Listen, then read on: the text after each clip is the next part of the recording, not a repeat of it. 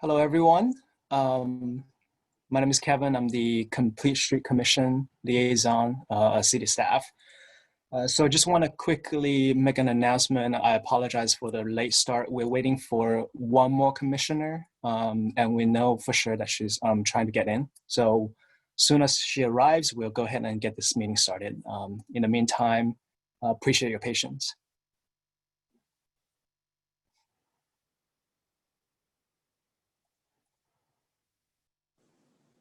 So as soon as that happens, we can get this party started. Is that what you're saying?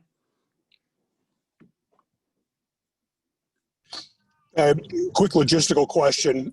As I go over the summit in Tahoe here in the next 5 minutes, if I lose connection, does that mean we lose the quorum? No, we do not. Yeah. All right. We'll be okay. Thank you.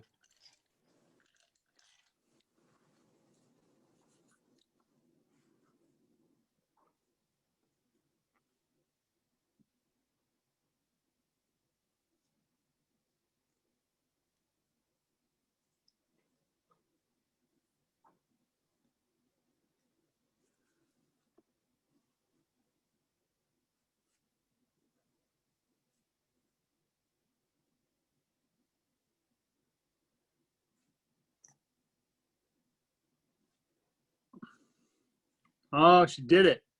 She figured it out.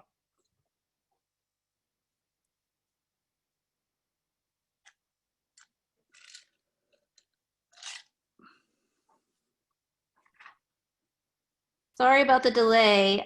For some reason, I did not see a Zoom link in my email, but Kevin just sent me a new one, so it looks like I'm all set now. Great, thank you. So just for everyone's benefit, we are live at this moment, and we do have 21 attendees. So once again, welcome. Apologize for the delay there.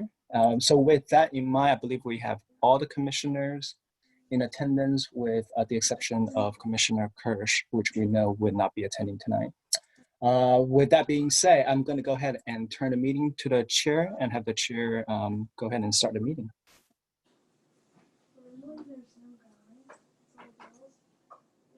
Oh, Adina, you're muted.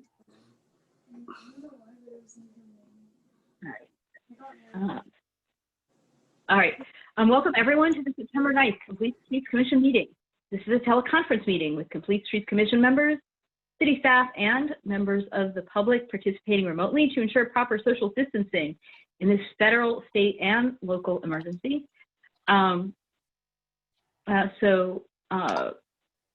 This meeting is called to order and will now, with the next item is the roll call. I would like to introduce Complete Streets Commission members and staff present. My name is Chair Adina Levin. Commissioners present include Katie Baruzzi, Jackie Sebrian, John Cromie, Patrice Espinosa, Lydia Lee, Mike Meyer, Isaac Wyatt.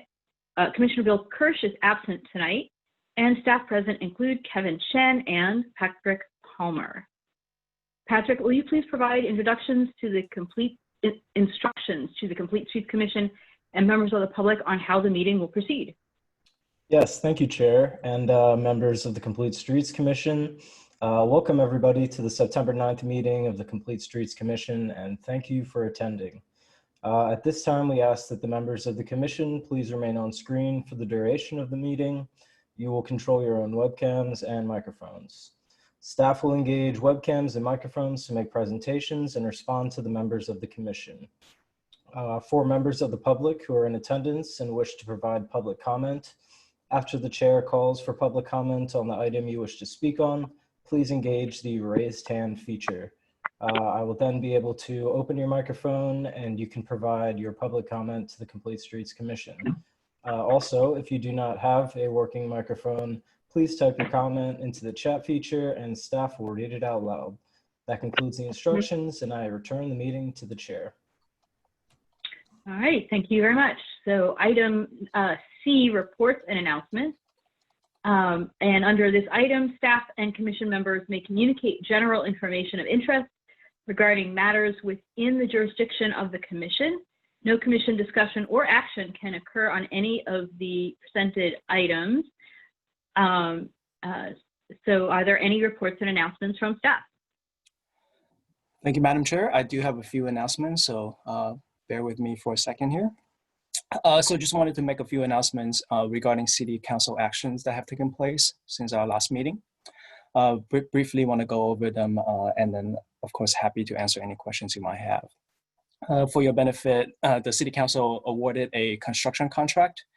This is in regard to the Pierce Road project. As many of you remember, we about a year or so ago, we had a grant that we were successful at obtaining, which will then go towards the completion of Pierce Road sidewalk as well as Coleman Avenue. So, you know, it's been a long time coming, but we're at a point where we have a contractor on board and that construction hopefully will start soon. Also, the City Council adopted a resolution to support 2 grant applications for the Middle Avenue pedestrian and bicycle crossing project. So that one is also going to go towards the construction of the project, and of course, another project that is dear to our heart as well. I do want to take this opportunity to maybe update the commission a little bit. As I had mentioned in the past, we had aimed for that particular project. So again, the Middle Avenue crossing project. We were hoping for a 2022 construction date, but with the recent event that's been happening, that goal is now pushed to approximately late 2023. So just wanted to make you aware of that change. Also, I just wanted to let the commission know that the City Council recently took action, as a matter of fact, last night, to make some edits to the downtown closure, specifically the north side of Santa Cruz. So will be the westbound direction would now be fully open. There will be two segments of the south side that will continue to be closed. The first one is from Doyle to Curtis, and then the second one is from Crane to Evelyn. And the goal is to have the program until February 2021, of course, with periodic updates as well. Also, I wanted to just let the commission know that the City Council had initially hoped to have a meeting on their work plan and priorities. That item has been tabled to the next future meeting. And of course, as soon as I know the day, I will be happy to share that with the commission. So with that, I will go ahead and close my reports and announcements. Thank you. All right. Thank you very much. Do any commissioners have any other announcements to make that are relevant for this agenda item?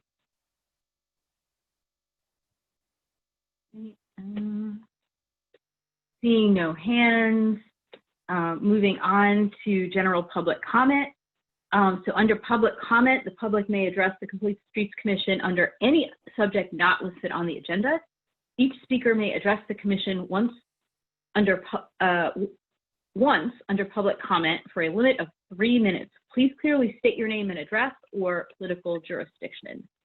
So is there anyone who has a hand for general public comment?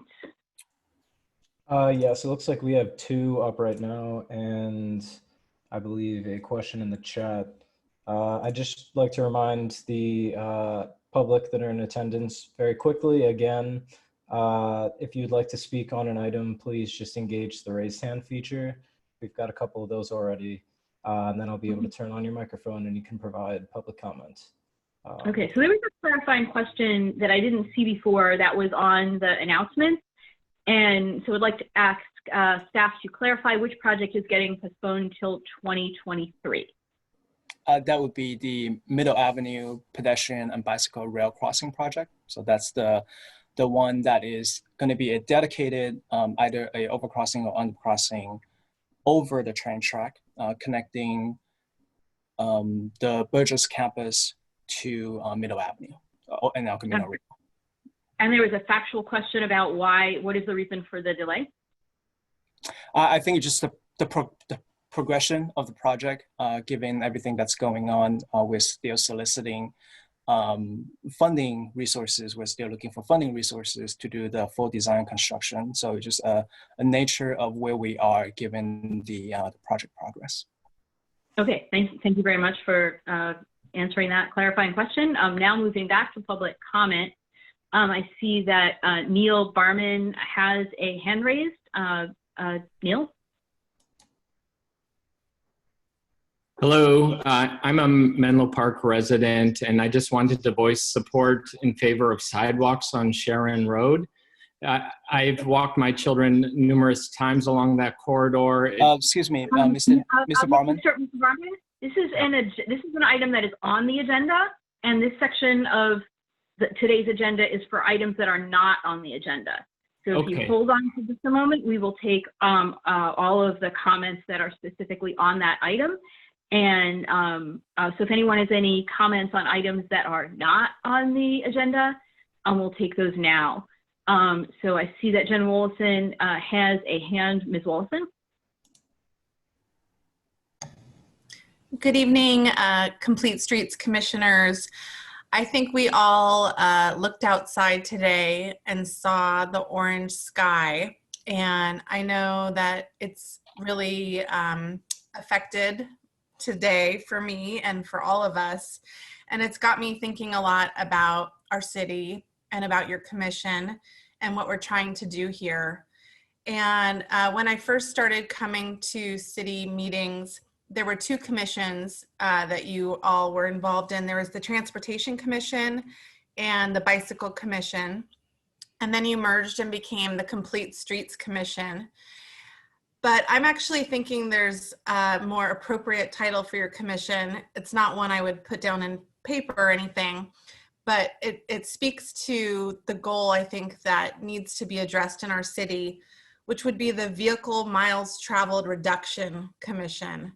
Because I really think with the looming climate crisis that is becoming more and more evident every day, that we have to do everything we can to reduce the amount of vehicle driving, especially single occupancy vehicle driving, especially non-electric vehicle driving, but vehicle driving in general. And I would urge you to look at projects through a lens of how are you going to reduce vehicle miles traveled.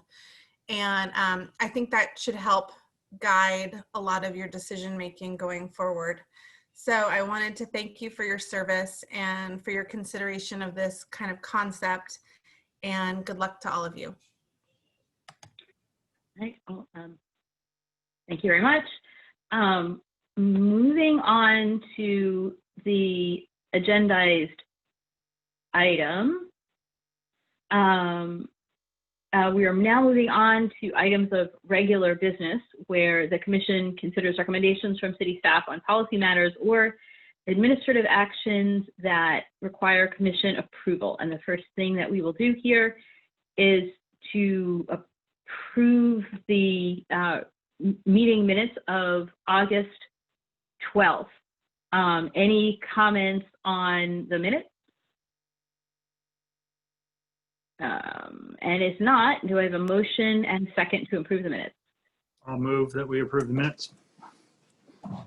Second. Right. Actually, before we vote, there was a, never mind, I am not looking up the small typo. There is a small typo that will pass into history in order so that we can move on to the items that the members of the public are here for. All in favor? And, Aye. okay. So the minutes are now approved. Actually, Kevin, you need to take, we need a roll call vote because of this meeting. Do you want to take a roll call vote? I think in this case, I think I saw hands raised. I know Commissioner Espinoza had to abstain because she was not at the meeting. But other than that, I think I saw everyone's hand raised. Okay. So I think we can go ahead and move forward. All right, terrific.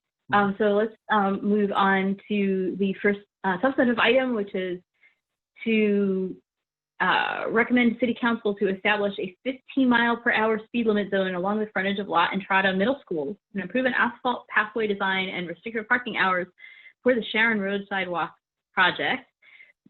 And staff member Michael Fu, who's a senior civil engineer, will introduce the item. Hello, good evening, commissioners. Thank you for taking the time to assess our project here. So my name again is Michael Fu, Senior Engineer with the Capital Improvement section of Menlo Park. And I just want to provide a brief introduction as to what we're doing here tonight. The Sharon Road project is basically, the aim is to provide a safe routes to school, a pathway linking Alameda de las Fugas to Astral Avenue, where La Entrada Middle School is situated at the corner. We've been engaging in various outreach and design efforts as of the end of last year. So we wanted to take this forum tonight to provide a presentation for you and to kind of keep you abreast of, our outreach and design efforts to date, and provide some staff recommendations onto the design of the project before we move forward onto any other advanced steps with that said design. So with that in mind, I want to hand this presentation over to James Esomimi, who is the Associate Engineer with Public Works Capital Improvement Program, and he will go ahead and provide that presentation with you at this point. So thank you very much. And James, I'll yield the floor to you. Thanks, Michael. Thanks. Hi, everyone. Thanks for being here. I'd like to dive into the Sharon Road presentation. Could you guys see the presentation? Okay, I'll share my screen. Hey, James, yeah, we cannot see the presentation yet.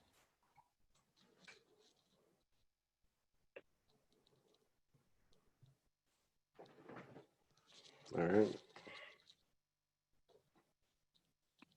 Okay, there we go. All right. Perfect. Thanks for being here. I will dive into the Sharon Road presentation. I'll give a brief introduction into the project, our objective, project goals and existing condition before I dive into and address the design guidelines and proposed improvements. We'll have time at the end of the presentation for questions, so let's get started. This project is currently part of the Capital Improvement Program and consistent with the Safe Route to School efforts.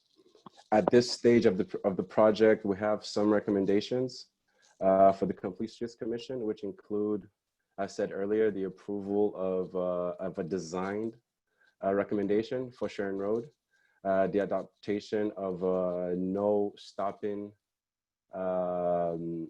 legend along the street parking zones, and also reducing the speeds at in front of the middle school. The goal of this project is to construct a pedestrian pathway along Sharon Road from Alameda de las Fugas to Al Schultz for public safety and also to create accessibility to La Entrada. In addition, it will provide drainage and transportation improvements that we've seen during our field investigations.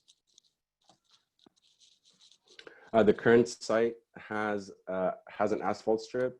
We have driveways, and the frontage improvements along Sharon Road extend beyond the public right-of-way, extend into the public right-of-way.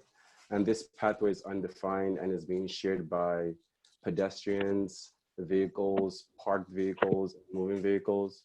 The intersections currently lack ADA compliant features like curb ramps, and we also have complaints of ponding during a rain event. Some of the proposed improvements are installing a pedestrian pathway, as stated earlier, along the north side of Sharon Road. Install ADA accessibility features, curb ramps, and also valley gutters install valley gutters on both sides of Sharon Road, and also install a class 3 bike route along the corridor. This project is currently budgeted for $935,000, and this is in the current CIP budget for 2019 and 2020. During the design process, during the planning process, actually, we assessed 2 different options. The first being the asphalt pathway. That was the first option, and that the width of that varies from 4 to 8 feet. It's actually at street level, and the intersection, drainage, and bicycle features are identical for option 1 and option 2. The estimate we have currently for option 1, which is asphalt path, is about 500,000. Option 2, which is the concrete sidewalk, it's elevated. We have elevated of an elevated curb, 6-inch curb.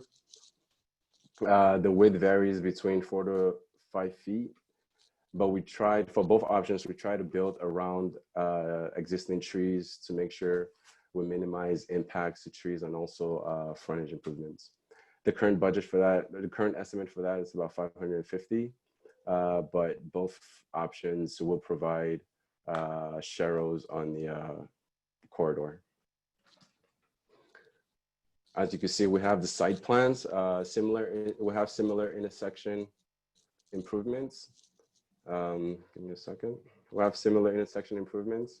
We have the curb ramps on Sharon Road and Alameda de las Fugas. We have the valley gutters going on both sides. The red indicates the known impact, the known frontage impacts. And on the concrete sidewalk, the green indicates the grading conform between the sidewalk and the existing landscape. The asphalt pathway has the least impact, but the red, as stated earlier, indicates the frontage, the known impact, and the width varies from 4 to about 8 feet.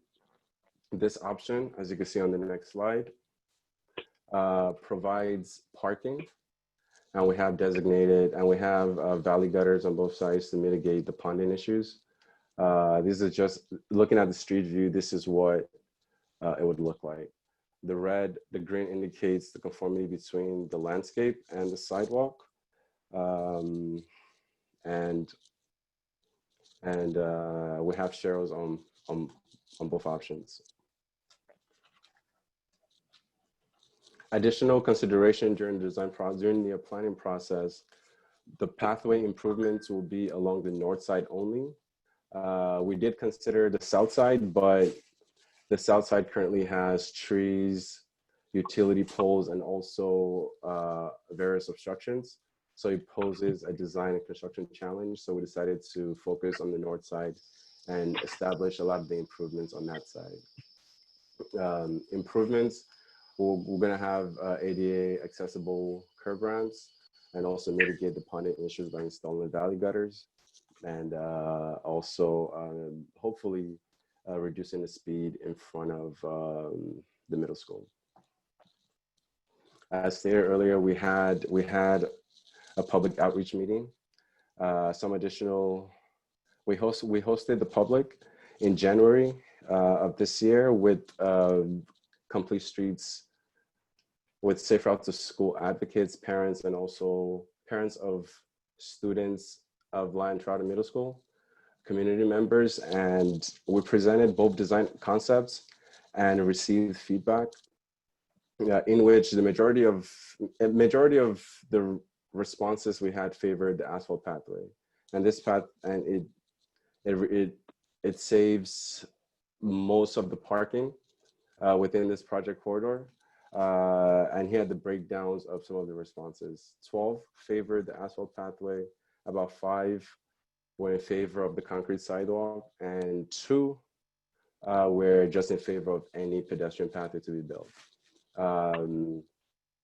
The public outreach, we extend the public outreach to about, so we had the meeting in January, we extended the public outreach till about March, April. So, and this were the breakdown. And we had an online form where those who didn't attend the meeting could also leave feedbacks, and they could call and also submitted the comment cards. Other comments includes lowering the speed limit and also retaining parking. That's why we recommend the asphalt pathway. The speed reduction will be along Sharon Road between Al Schultz and Eastridge Avenue. And on Alshot Avenue, we'll have a speed reduction from AV all the way to Sharon Road. The parking restrictions will be in the morning and the afternoon. In the morning time, we'll have a 30-minute parking restriction, 25 minutes before the bell and 5 minutes after the bell. In the afternoon, a 60-minute parking restriction, 20 minutes before the first bell, 15 minutes before the bells, and 25 minutes after the second bell. In conclusion, to sum it all up, we recommend the asphalt pad design based on public support. And this option actually has the minimal impact to design and frontage improvements and existing drainage and provides accessibility to La Entrada. The next step, we're hoping the CNC recommends the council the approval of the asphalt pathway along the corridor, the adaptation of a resolution to implement the no stop along the street parking zones, and also the reduction of the speed limit in front of La Entrada Middle School. Our next step will be to forward the CNC's recommendation to council, and pending council approval, advance the design efforts. And we're tentatively hoping to construct before the start of the next school year, so hopefully 2021. As always, we hope to gather your support in moving forward with the next steps. And the floor is now open for questions and for any weigh in from Michael or anyone else. Thank you. Great. So I'm going to start by taking questions from commissioners, and then we'll take public comment from members of the public, and then the commission will discuss the item. So are there any commissioners that have questions on this topic? Let me move my windows around so I can see who has their hands raised. I see that Commissioner Baruzzi has a hand. Yeah, a quick question. I'm curious about the sort of durability of the various options and about maintenance requirements for concrete versus asphalt. Wondering if you have any information about that. The asphalt definitely concrete requires less maintenance, but it costs a lot more to build, whereas asphalt would probably require a little more maintenance compared to concrete, but it's far cheaper to build. And whose responsibility is the maintenance? It would be the city's responsibility. Okay, all right. That's not universally true across Menlo Park, right? But that would be the case here. Hi, this is Michael Fu here, weighing in, City of Menlo Park Senior Engineer. So typically, pursuant to the city's municipal code, frontages abiding of private property, such as a sidewalk or a walking path, is typically incumbent upon the owner to maintain. However, certainly for the construction of the project, this is a CIP funded project, and the city would take the ownership of constructing and bidding the project. So for any kind of future maintenance, such as cracks in front of the property frontage, it would be incumbent upon the owner of that frontage to maintain. Okay, so just to be super clear, what we're looking at here is there's either a pathway that's made out of asphalt, which or a concrete sidewalk, and either of those would need to be maintained in the future by the residents whose homes they abut. And one of those is considerably more expensive to maintain than the other, or just a little bit more expensive, or is it one's more durable? I just want to be really clear, because I feel like if I were a resident, I would want to know more about that and be super clear. Yeah, so basically the obligation to maintain the frontage is one that's ubiquitous across the city per our municipal code. So that would not change no matter where we built the sidewalk or the asphalt pathways. In terms of the maintenance features, I think we can look into the exact numbers a little bit more offline, but I do recall for James, as he answered earlier, that the the concrete sidewalk has a lifespan maintenance that's a little bit longer than the asphalt. With the asphalt pathway, there may be a slightly more frequent of a maintenance period. However, I don't think that either one of those maintenance periods would be. I have to look back into the actual research to give you the exact frequency, but it shouldn't be, I guess, an egregious cost one way or the other. The main reason we are proposing the asphalt pathway in lieu of the concrete sidewalk was, as per our previous outreach effort, one of the main concerns was retention of parking. So with the asphalt pathway, we have pockets where we can expand that width to about 8 feet. And secondly, with the asphalt pathway, there will be less intrusions upon the existing frontage, just by nature of the asphalt pathway being flush with the adjacent street versus the concrete sidewalk, which is raised 6 inches. So those are the chief considerations. As far as kind of the overall cost of both options, I believe we did a preliminary analysis between the concrete sidewalk and the pathways. But I think that it was roughly similar. I think that the asphalt pathway was about $500,000. Or I believe there was a difference of $50,000 between the two options based on our preliminary estimate. So that's just a little bit of the background. Mm-hmm.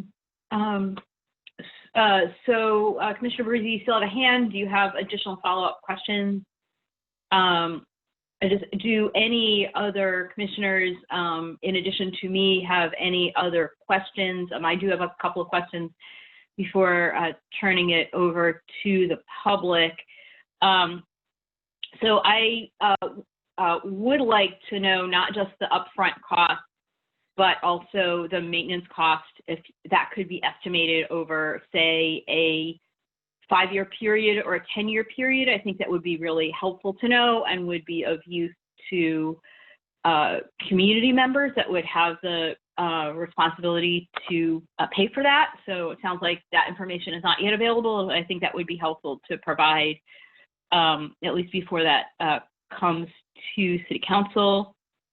When you say the frontage impacts, can you describe what a frontage impact means? Like what actually happens? Is that something that like takes a chunk of someone's yard, or like what is a frontage impact? Yeah, that's a great question, and I'd love to answer that. So essentially, the project as it stands, there's about a roughly, let's say 40 foot wide section of roadway, and about 10 foot beyond each side of that edge of roadway path, it's basically an asphalt strip in combination with various public frontages. So for example, like there's one resident has maybe like a wooden retaining wall aligned along his property, his or her property. Another resident may have landscape hedges, or perhaps let's say like a mailbox or something like that, right? Something that's adjoining your property it's in the public right of way, but it's as an existing condition part of your front yard. So when we talk about the impact to those frontages, one of the key parameters that we had in providing the preliminary analysis for this project was to minimize the impact to their existing frontage. So with the concrete sidewalk, for example, being that it's raised 6 inches, naturally we would have to lower it 6 inches at the back of the walkway to conform. So that's why you see those areas in green noted on screen. The areas in red would kind of represent frontage impacts as a result of constructing the project, right? So those would be like mostly like some retaining walls that would have to get pushed back, and various landscape features such as like shrubs and hedges. So that's basically what we're talking about. And why those impacts exist, I'm sure is another question on your mind. That's because per the ADA standards, we need to maintain a minimum width for the walkway, but at the same time, we don't want to encroach into the existing vehicular lane. We want to maintain that minimum vehicular lane width, which I believe is an 11-foot minimum width. So with that in mind, we can only have so much space within the right-of-way to furnish the pathway to meet the ADA. So in some of those cases, the frontage is just very narrow, and we would have to eat into some of that frontage at the locations noted for plans. Okay, but all of that, I think what I heard you say is that it's in the city right of way. It's not on people's private property. Did I understand that correctly? Okay. That's correct. Everything proposed is within the city right of way. All right, then I only have one more question, and then I see that two other commissioners have a hand raised. And the comments, the staff presentation listed the number of comments that were made by members of the public, but they were like all comments grouped together. Were there any categories of comments? You had mentioned parking. Were there any other types of comments intermixed with comments about parking? Were there comments about the frontage impacts? Were there comments about safety? Like what kinds of comments were they in addition to the number of the comments? Yeah, so that's another great question. To answer your inquiry here, there were generally five. I would say, generally there were five main concerns / comments listed in the analysis, in the feedback rather. One was parking retention. Another one was basically the drainage issues that was prone to the site. Again, the site has various low points that kind of puddle up in rain events, so that was another comment that was listed. Safety was another comment as well. There was a request to potentially lower the speed limit across the project corridor or wherever feasible. Henceforth, that's why we are also proposing that 15-mile-per-hour speed zone. And those were kind of some of the questions, the comments that were categorized by the list of concerns that the public had. I believe there were two others, but it's kind of slipping my mind right now. I believe that the ones I listed were probably the primary ones that we see repeated across the comments. And then lastly, so the parking comments, that sounded like that favored the asphalt path option. Did the safety comments favor one or the other option?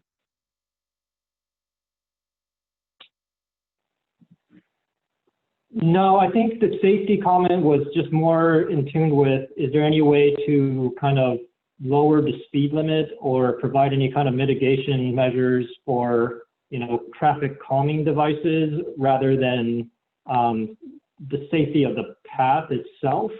I do acknowledge that with the concrete sidewalk, just having that raised 6-inch barrier, there is an added component of safety, but then again, I think ubiquitous across, well, not ubiquitous, but the majority of the comments received did have an element of parking retention also attached to it as well.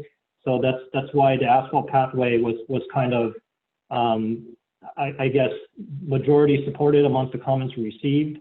And I would note that from a safety perspective, the asphalt pathway also has a 24-inch valley gutter between the edge of the road and where the path begins. So that may also act as a natural barrier, but also we can introduce some combinations of striping or what else to kind of further make a robust safety barrier where a 6-inch curb will not be present. Okay, thank you very much. And I see that a couple of commissioners have questions before we turn to public comment. So Commissioner Lee.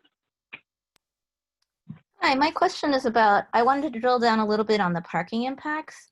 How many, is the entire road available for parking right now?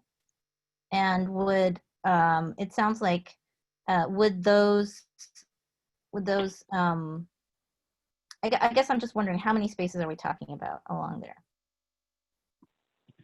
Yeah, so I don't actually have a space count for you because the parking spaces are actually not specifically identified. I mean, there's no designated striping for parking. But to answer your first question, I mean, whether the parking is along the entire corridor from Alameda to Alschultz, it's not.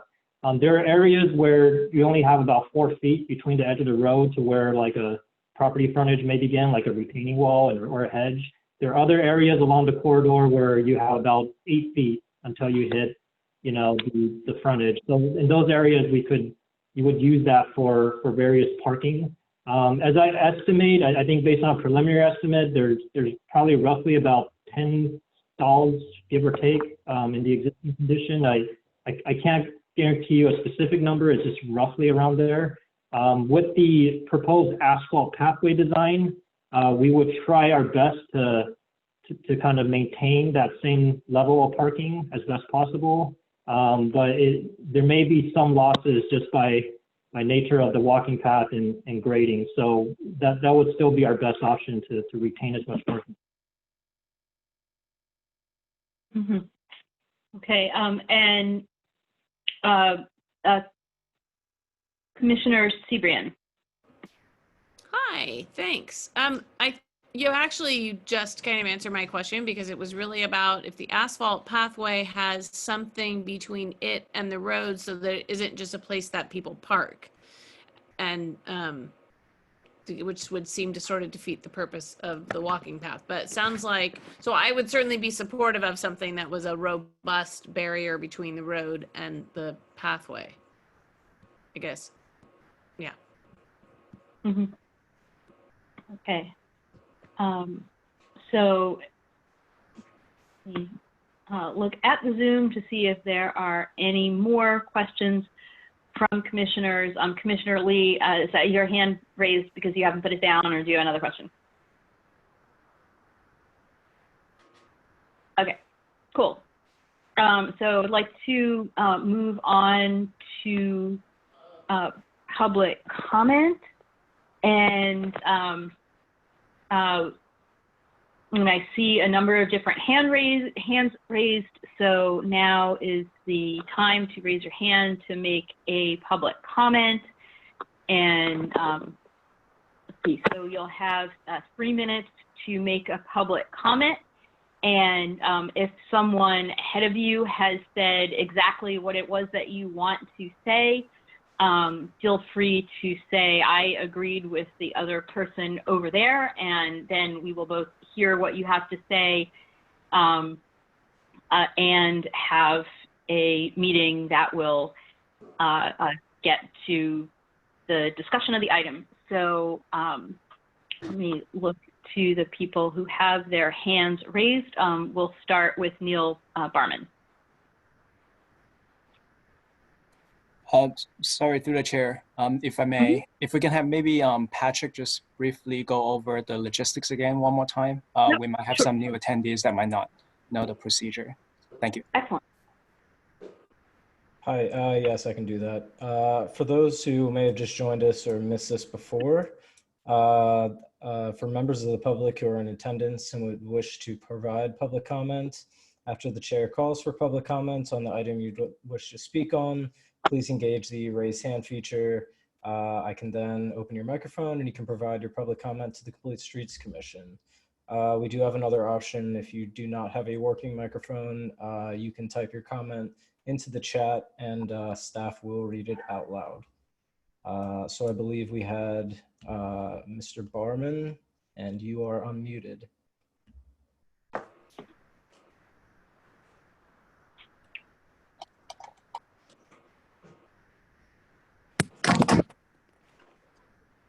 Hello, sorry, can you hear me? Yes, we can. Okay, thank you. So I'd like to thank you all for taking the time to develop this plan. I think it's really important for the safety of our children. I've spent the last 5 years walking my children to and from La Entrada, and I feel that this corridor is unsafe. And I think both options are an improvement over what we currently have. The sidewalk option, I think, is preferable, and I will echo what was said previously. I think one of the key issues with the sidewalk versus asphalt issue is that the parking, it comes into direct opposition with some of the intent of this in making the road safer. So there are things such that weren't mentioned, such as garbage collection. Garbage collection is tomorrow morning, and the garbage needs to be dodged as well as the cars. And the 30 minutes that you mentioned for enforcement or for prohibiting parking, it can vary. The school schedule isn't fixed. There are minimum days. There are school conferences, their athletic events, and in any of those instances, the students must then dodge any cars that are parked there. And it seems as though preserving parking would directly influence and oppose the interests of safety here. So although I applaud either of these options being implemented, I think the sidewalk option is far preferable. And moreover, I think this public comment, which was strongly in favor of the asphalt option, wasn't really widely, wasn't broadcast to the rest of us. I think it was primarily, attended by people who live on that segment of the road, and the rest of us weren't given the option or didn't know about it. And some of us have written letters in the subsequent time period to the city council, and I would like for those other notes to be considered. I think that's primarily it. I mean, we're really just very interested in making sure that this road is safe for our children. The number one cause of harm to our children in this age range is traffic accidents. So whatever we can do to make this safer for our kids is really important. Thank you. Thank you, Mr. Barman. Next speaker is Pamela Davis.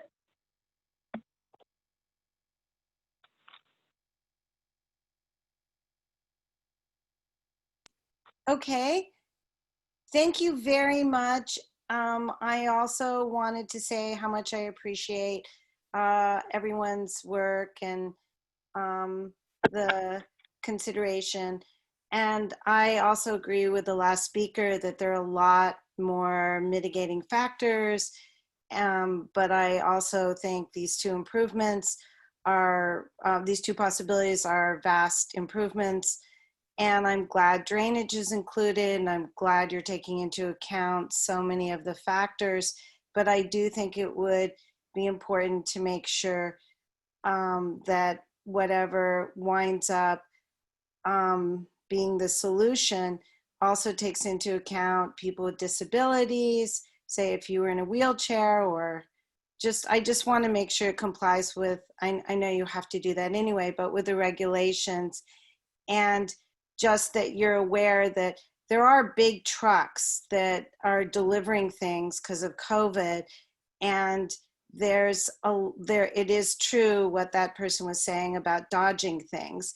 And since people are getting so many more deliveries, it's important to have a clear demarcation in what is the safer place to be between the frontage of people's homes and the street.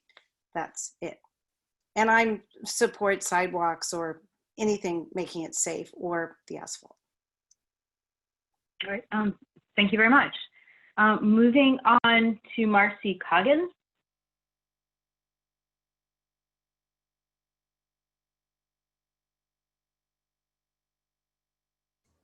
Hi, Marcy, you're now the public speaker. I thought they just said Marcy Coggins. Hello?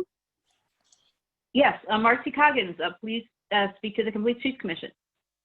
Okay, I thought someone just cut me off, no? No. Okay, so 15-year resident of Sharon Road, grew up in the area, attended La Entrada, familiar with all of it. I'm actually part of the group of the residents that came together after we were kind of blindsided by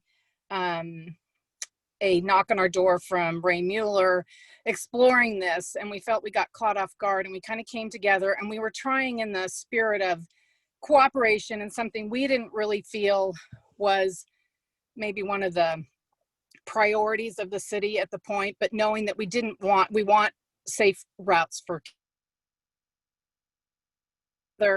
and find a solution that allowed us to maintain A, the feeling of the street, B, the full service of our street, since we are a cut through and we have very limited parking that is available to us, and school impacts the parking greatly 3/4 of the day.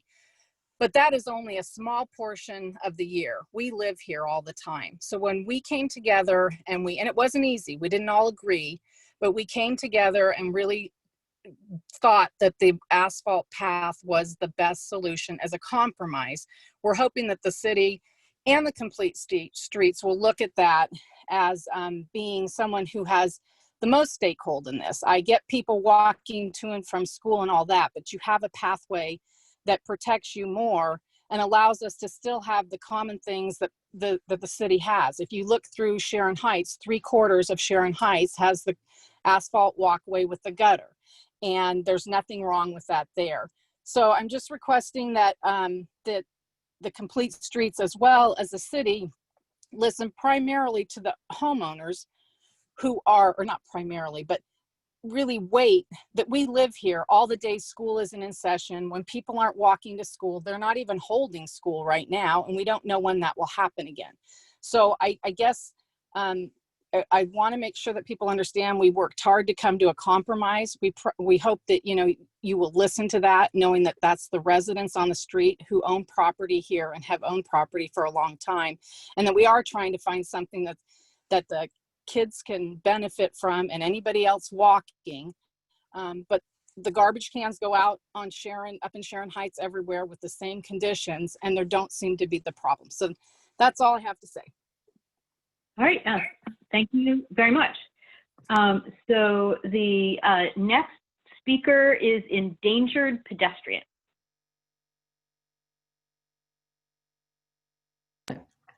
Hi there. Hi, I'm so sorry. That was a joke, the name.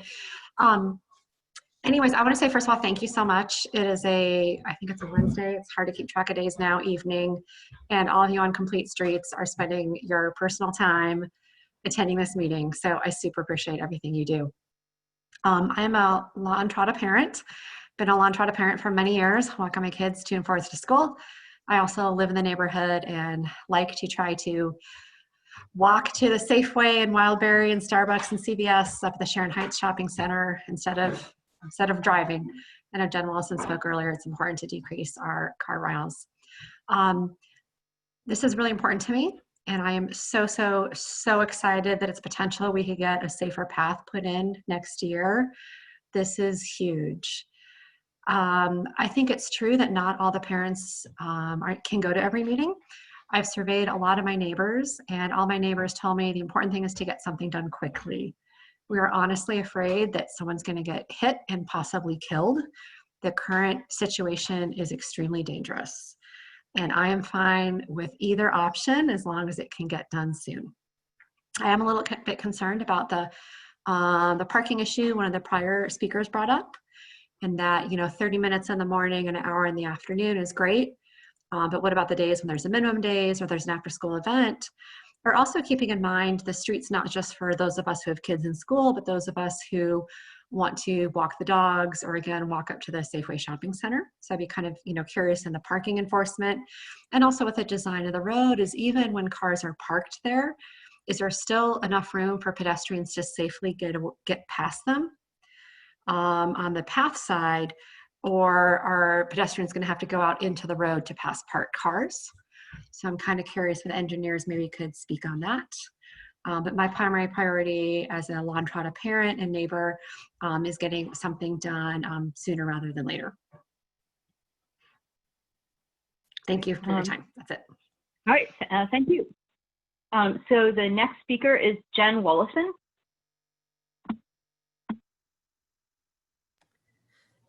Good evening again. So when I attended the not well advertised community meeting in January, at the end of it, I was heading home, driving. I don't live there, but I still consider myself a stakeholder. I was driving home down Sharon Road towards the Alameda, and it was very dark. And I noticed two of the attendees from the meeting walking, I presume, to their home in the dark on Sharon Road, having to walk into the street around parked cars. To me, safe routes is a floor. It's not a ceiling when we are talking about safe routes to schools. Yes, this is a safe routes to school project, but we would be foolish to not think about all of the other stakeholders and all the other reasons why people walk and travel on Sharon Road. It is a connecting street that takes people to various locations in Sharon Heights. And as the other people said, there are extracurricular activities that are outside of the timed restrictions, which are oddly very short, by the way. There are people going to Safeway. There's people with mobility issues that would have to go into the street. And when I was looking at the renderings that were shown of the two different options, what was really interesting is the rendering with the multi-use path is shown without cars parked. So if you really want to look at the two options, you would need a third rendering to show the impact of what the multi-use path would look like with a car parked. And then it would show those little people walking along, actually going into the street to get around the parked car. So I think we need to be honest about what the design options we are really comparing here are. And again, it's, are we going to prioritize the storage of private vehicles, which I understand is something that historically has been done, or are we going to look to a future where people are using Uber and Lyft more? There's new mobility options that are getting people downtown on e-bikes and scooters. We have to be forward thinking. We can't keep doing what we're doing. And we should be looking at the safest option that is going to incentivize the most people to be able to enjoy this road in the years to come. Thank you. Great. Thank you very much. So the next speaker is Randy Avalos.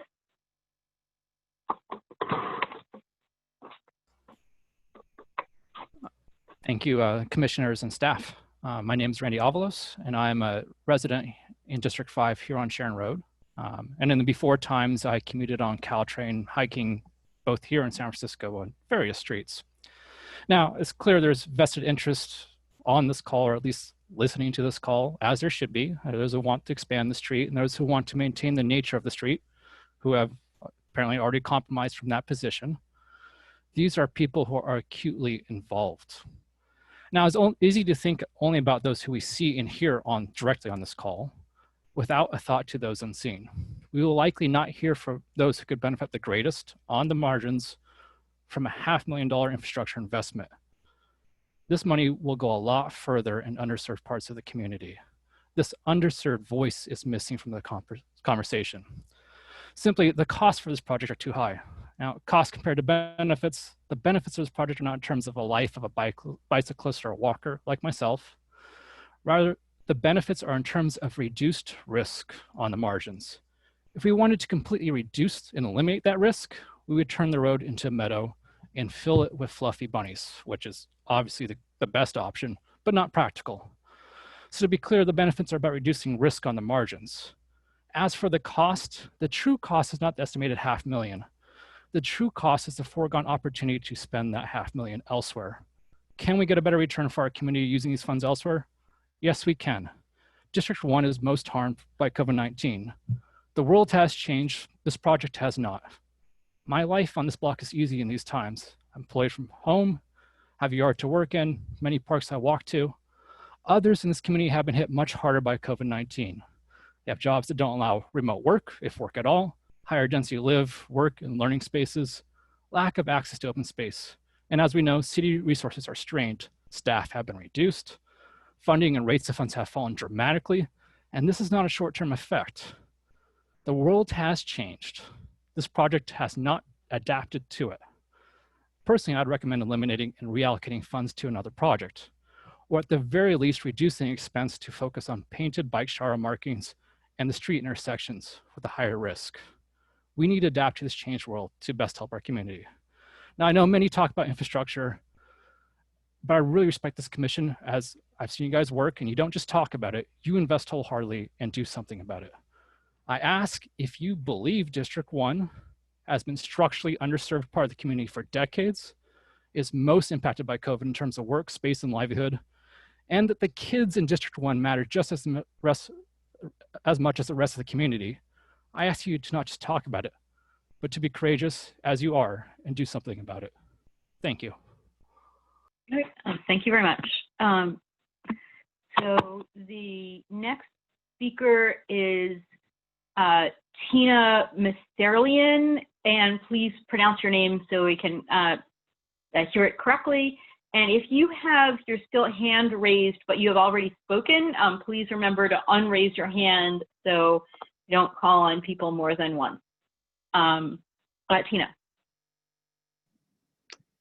Hello, thank you. Thank you very much to the Commission for engaging this very important conversation about safety on that aspect of Sharon Road. So I'm a parent of student attending La Entrada School. I also am the wellness chair on the La Entrada PTA and serve on the Safe Routes to School committee. And I'm very well versed in this issue of safety, particularly along that aspect of Sharon Road. It is very dangerous. I have walked my child to school along that road. I have driven my child to and from along that road, both at school drop-off and pickups. And the volume of students that do attend over those fairly discrete periods of time is pretty immense. Kids are on bikes, they're on scooters, skateboards. They're encouraged to follow these safe routes, means of getting to and from school, but they do have to dodge, as other community members have stated, they are dodging barriers in the roads, be it recycling bins, trash cans, parked cars, etc., and even puddles. So we spoke about the drainage, and oftentimes they're dodging very large puddles to get into the roadway and go around. So just certainly drainage would be very helpful. I think both ideas are very useful, and I applaud the community members who live on the street for getting together and being very united and conciliatory in supporting a project that will help benefit the safety not only of our students but also the other pedestrians who, like myself, often just take walks and walk along that aspect of the road. So I think certainly having a raised sidewalk, as with the other portions of Sharon Heights within that district, is probably the safest option, but albeit having some other, even the asphalt, the marked asphalt pathway would be better than nothing, and it would demarcate an area through which cars would not travel. If we could have another, as mentioned, a visual sort of barrier along an asphalt pathway, that would also be very helpful. And then limiting, as stated, the speed limits on and along that path. And perhaps taking a closer look at parking times would also be very helpful. So thank you very much. All right, thank you. And I see one more raised hand, so who has not yet spoken. So if you want to speak, please do raise your hand so you can get called on and deliver public comment. Pat Connolly.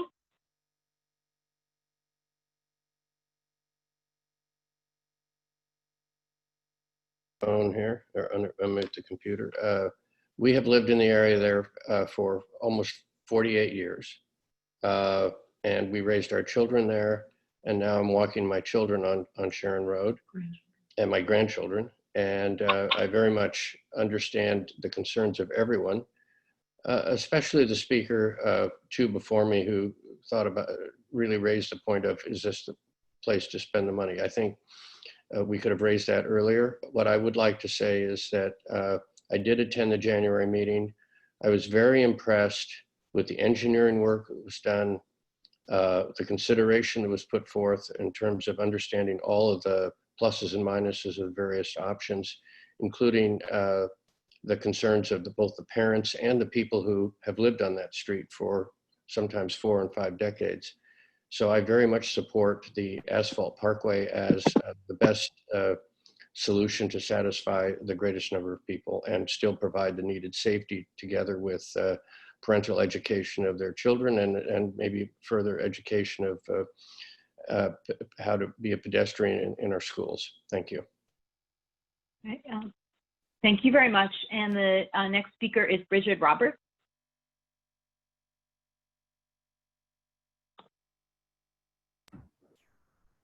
Hello, good evening. This is Bridget Roberts.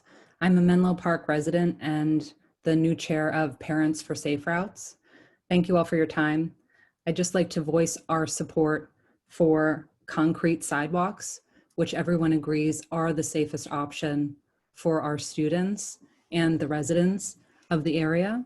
And I would also say that for those speakers who are interested in supporting improvements in our underserved communities, I'm speaking to Randy and to Pat, we would so appreciate your support. And if you'd like to reach out to Parents for Safe Routes, we could use your support in getting more safe route infrastructure in the schools in the Belhaven and District 1 neighborhoods. Thank you so much. All right, thank you. And so the last speaker with a hand raised is Dorothy. So if there's anybody else who wants to speak, raise your hand, and otherwise we're gonna, after Dorothy, go back to the commissioners for discussion. Dorothy.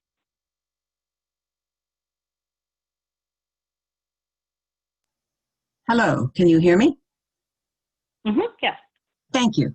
Well, I feel like the stakeholders of this project that are the most impacted, in some cases losing some of the landscaping and the land, although it is a right-of-way, and those stakeholders that are the most impacted for the longest time are the residents of Sharon Road. And I've spent the last 45 years living on that street, far longer than the transitory time of students attending school. We residents recognize the importance of children's safety, and we certainly support that, and we have compromised to make it safer. In all the years that I've lived there, I'm aware of only one non-serious incident that involved a pedestrian. And I just think that the pathway is a major upgrade to safety. We do want safety for the children, and I think that the asphalt pathway is what should be done. I believe it was unanimous for all of the residents coming together to come to that decision, and I think that one should be supported. And I have just one other little side comment, and that is that it looks like on the south side of Sharon Road, at the intersection of Sharon Road and Sharon Court, the valley gutter ends. It appears to just end there. And I'm wondering where the water goes. Is there going to be a drain there? We have an issue where we have had up to 4 feet of water in our garage regularly because the water flows right into our garage. So that's a side point. I hope that the gutter doesn't just end there, that it actually goes into some kind of a drain. So thank you. All right, thank you very much. So the next speaker and the last speaker who has not yet spoken is Ann Latta, and please say your name if I am garbling it. Ann.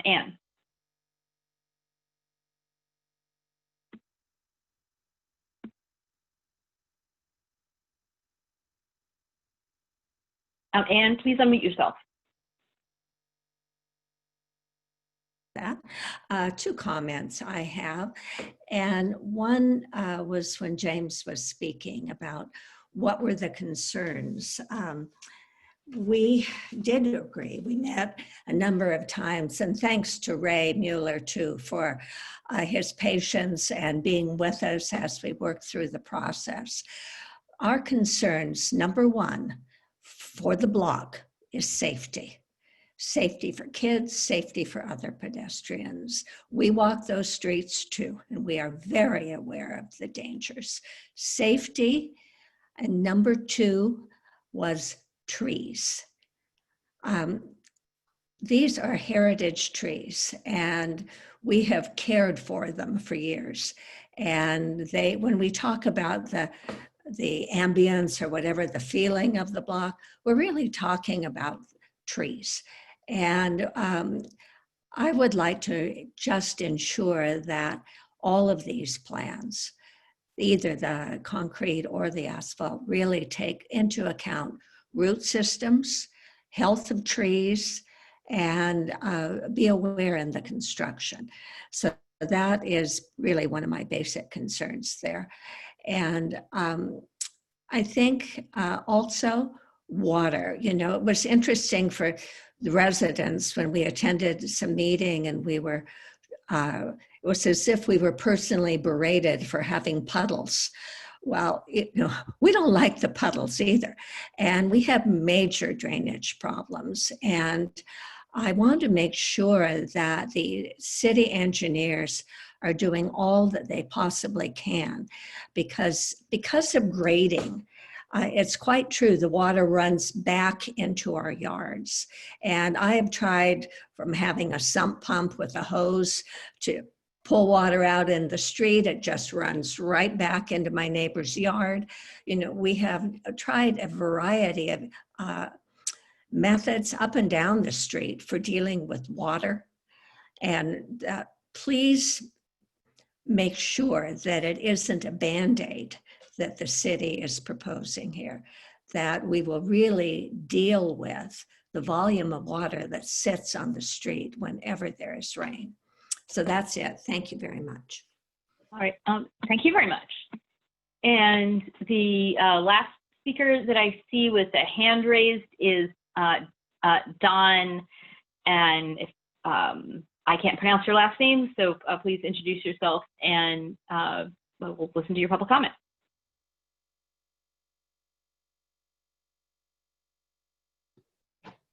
Hello, it's Zuleika, but I've been called worse.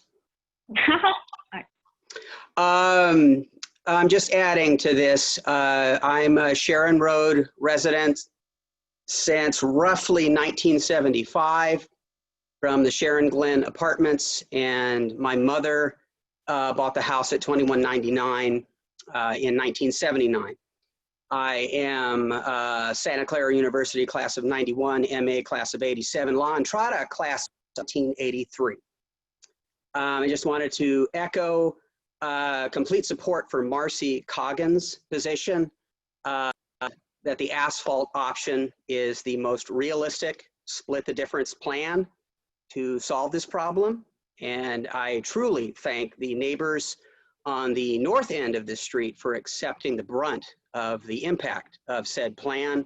I loved hearing from longtime neighbor Ann Latta a moment ago about the trees. I truly respect her wishes there and echo the drainage issues. In a 13-month period, I had 2 mainline septic backups into my house, which I won't go into detail about. I wouldn't wish on anyone. Avalos, stellar ideas of what to do with capital. And I think it would behoove the entire commission to listen to that level of thinking. For years, my mother, who died in 2016, she offered the Menlo Park Police Department the option to use our circular driveway as a watch point for stop sign runners and speeders, which it takes me about 15 seconds every morning to look out my kitchen window and see them. So the 50-mile-per-hour speed limit makes some sense to me. So I respect all of the property owners here as much as I possibly can. As a final comment about someone who mentioned something about quote unquote forward thinking with Uber and Lyft, with the AB5, the AB5 motion, I'm not sure what those options will be available, what will be available for in California with Uber and Lyft moving forward. So I'm not sure how that is to work out, but I just stand with the process, and I also definitely want safety, but I want to split the difference with everyone that's here. So anyway, that's it. Thank you very much. All right, thank you very much. So I am not seeing any more hands raised by people who have not yet spoken. And so we'll bring this back to the commission for discussion. And commissioners, if you have any comments or questions to make, please raise your hand. And I actually have, before that, a question from staff, based on the public comment. So several people asked questions about the drainage, and whether the drainage will successfully address the issues. And so if any staff can speak to what's being done with the drainage and answer to the questions raised in public comment. Sure, Michael Fu here, again, senior engineer of the project. I'd love to answer that question. So when we looked into the project, short of installing, storm drains underneath the road, which is not part of the scope of work, we looked at sort of the grading concepts as to why the puddles were prevalent across the site. And it turns out that, it's mostly due to various low points across the project. And certainly when we do our improvements, we would be kind of filling in those low points with either part of the pathway or as part of a new drainage structure, such as a valley gutter. In response to the residents' concern about what is going on Sharon Court, the valley gutter or the valley gutter you see on our concept plan ends at Sharon Court because there's an existing gutter at Sharon Court that goes into 2 storm drains at the cul-de-sac. So that would also address that concern that she had there. In short, we are building these drainage conveyance structures to mitigate the smaller storm events so that all the low points are basically eliminated, and every water storm event has a pathway or overland release into the existing storm drain or catch basin. Thank you. Okay. All right. Thank you very much. So I'm going to now take commission discussion, and I see Commissioner Sebrian. I have a follow-up kind of question to what Adina asked. Is there a difference in the sort of drainage reduction between sidewalks and the asphalt pathway? Would sidewalks offer more protection from drainage issues along that route? Yeah, that's a great question. We'd have to go and do a little bit more due diligence as far as like the actual numbers to figure out if there is a considerable difference between the 2 options. But I would say that it should be relatively comparable just on a more cursory review of each option. With the sidewalk, you do have a elevated curb, which could potentially retain water. But with the asphalt pathway, you did have a wider valley gutter. So in lieu of a typical, 12-inch curb and gutter, you would have like a 18 to 24-inch wide valley gutter that could, channel more water across. I think more to your point as to kind of do both of these options function the same way as to convey the water, and that short answer will be yes. We would certainly design it so that grading-wise, all the water will be retained either, if it's a concrete sidewalk in the curb and gutter, or as our proposed recommendation of asphalt pathway, the water would flow accordingly to the grading plan and per the drainage structure. Thanks. All right. And Commissioner Steven, do you have any more comments to make on this topic, on the overall issue? Sure. If I should just deliver them all in one fell swoop. I'm inclined towards the sidewalks simply because I find it to just be the safer option. I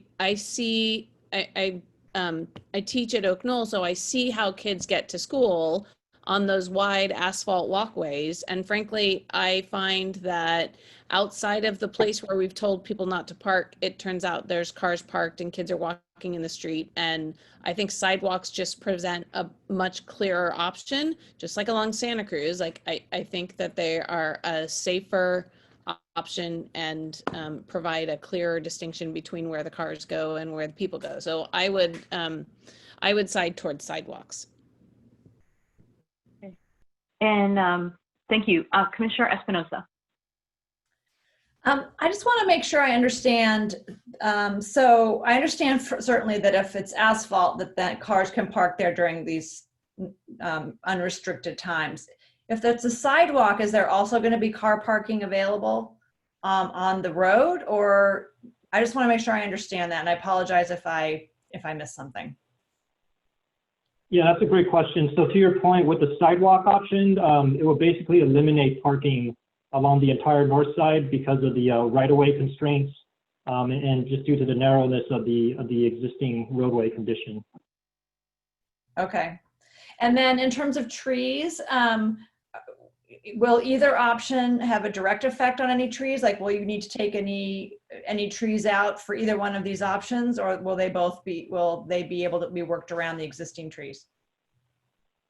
So the project is still in a very early preliminary concept design. So I wouldn't say with 100% certainty that, no root impacts will be anticipated, but those are typically things you find out later on just by the nature of the work we do. However, I will say that as part of our due diligence for the project, it was certainly a priority to not impact any trees, especially heritage trees.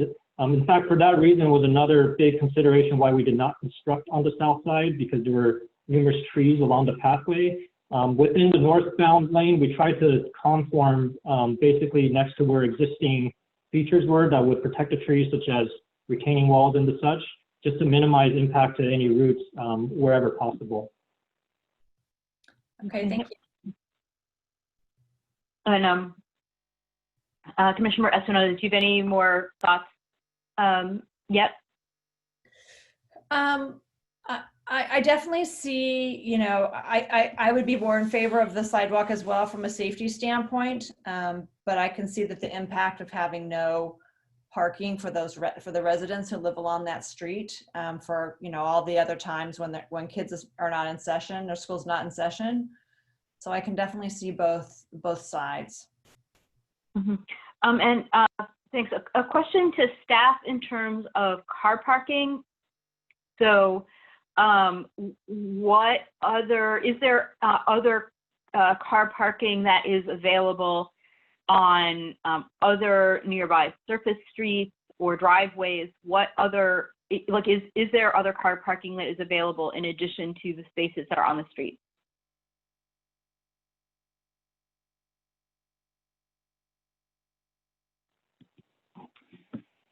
Yes, I don't have that exact answer on hand. I may have to defer to Kevin. Would you happen to know anything about this question?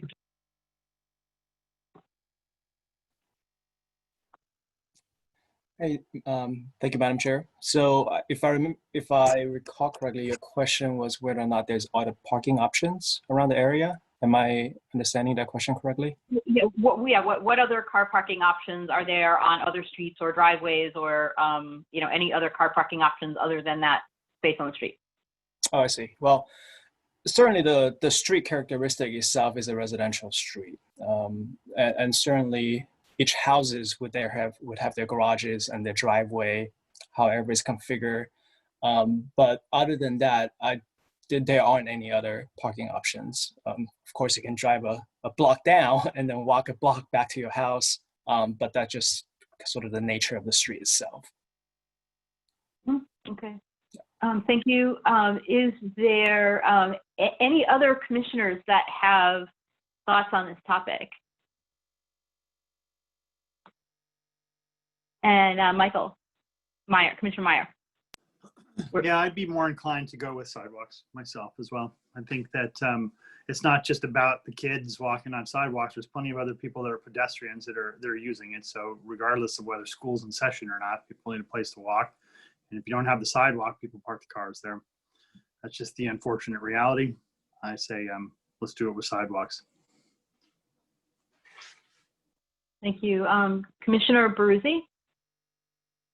I had a question for Kevin about, I feel like we're looking at space constraints, right? And I'm curious about the right-of-way that we're looking at, or not for Kevin, for Michael or whoever's working on the engineering. So I'm wondering if the driving lanes have to be 11 feet, and if that's a random standard that we're imposing, especially in a school zone where we don't actually want to encourage people to drive fast. It seems like they could be narrower.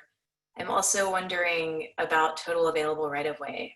We went through this actually a few years ago with Santa Cruz Avenue, where the city was able to find enough space to have actually the sidewalks and bike lanes. And I don't think this is going to be the case here, but part of the negotiation was that the city needed to be able to access the total right-of-way that was available. And that neighbors, the negotiating position was then not, do we get to keep our parking? It was more like, are we going to continue to have front lawns that extend onto the right-of-way and keep parking? No, like we're going to have to choose. So I'm sorry, I'm not speaking very coherently, but I'm just, I want to know how much of the right-of-way we're actually talking about, because I've seen a map that suggests that there's actually 60 feet of right-of-way on Sharon Road, and 60 feet seems like a lot of room to play with, especially if we don't mandate that driving lanes need to be 11 feet.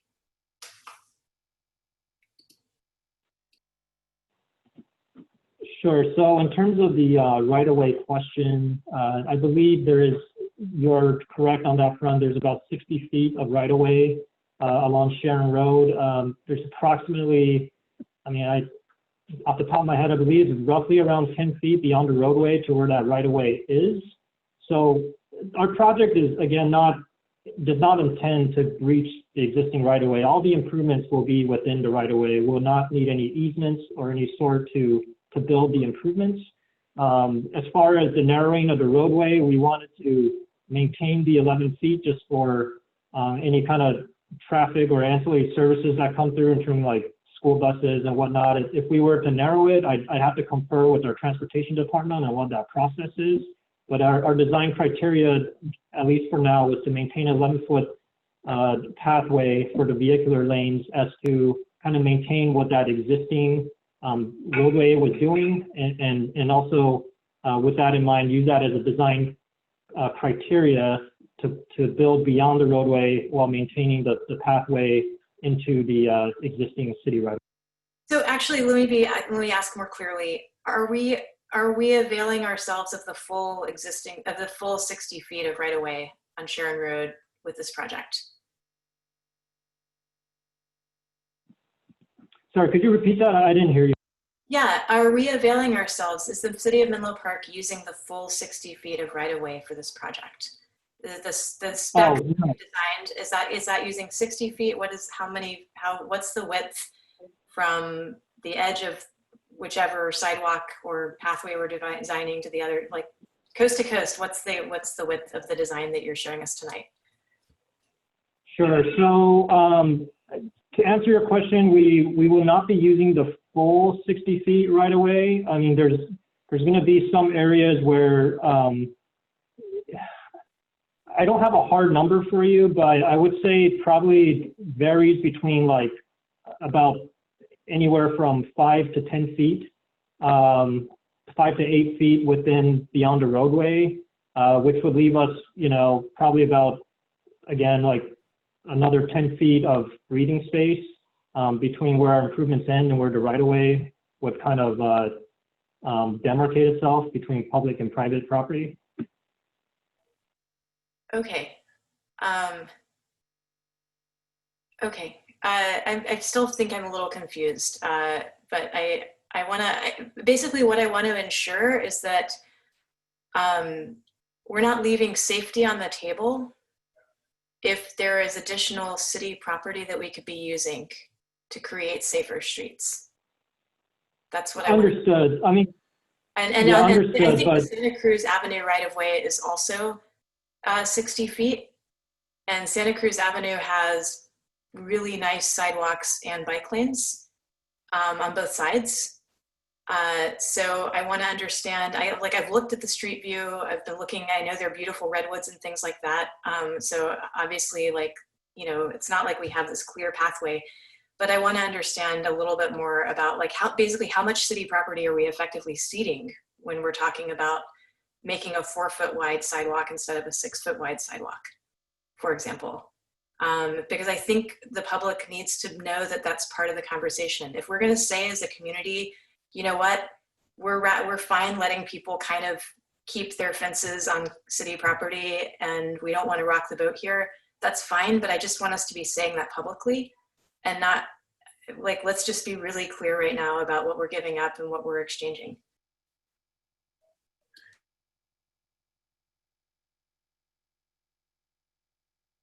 I know that sounded more like a comment than a question. I'm going to cede the floor to somebody right now, but I'm uncomfortable not having that be part of the discussion.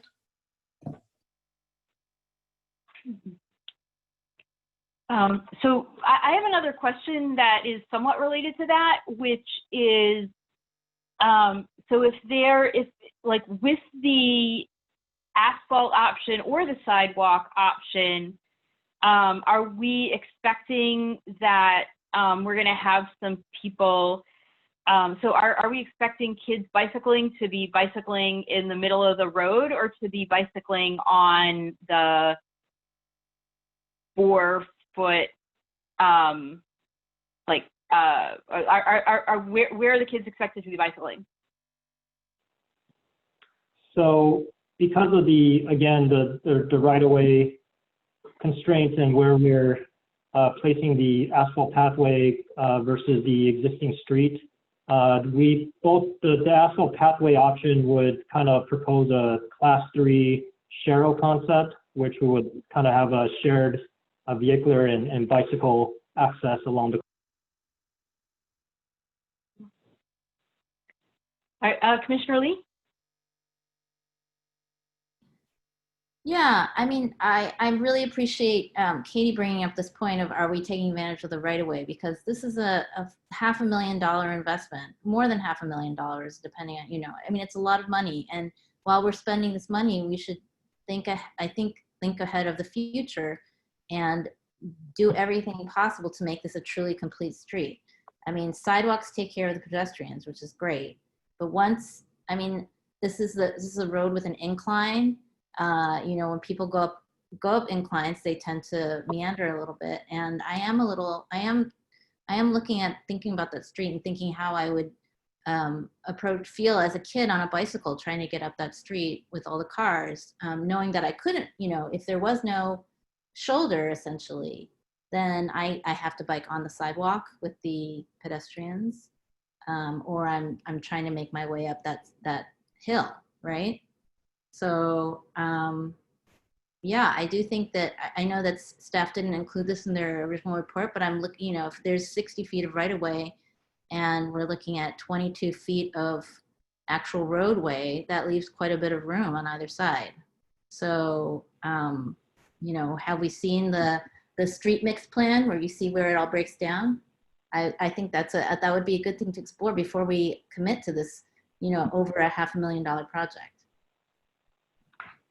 Yeah, so sorry for any kind of confusion on the answers on that front. I think to clarify, again, so the project is proposing the pathway only on the north side.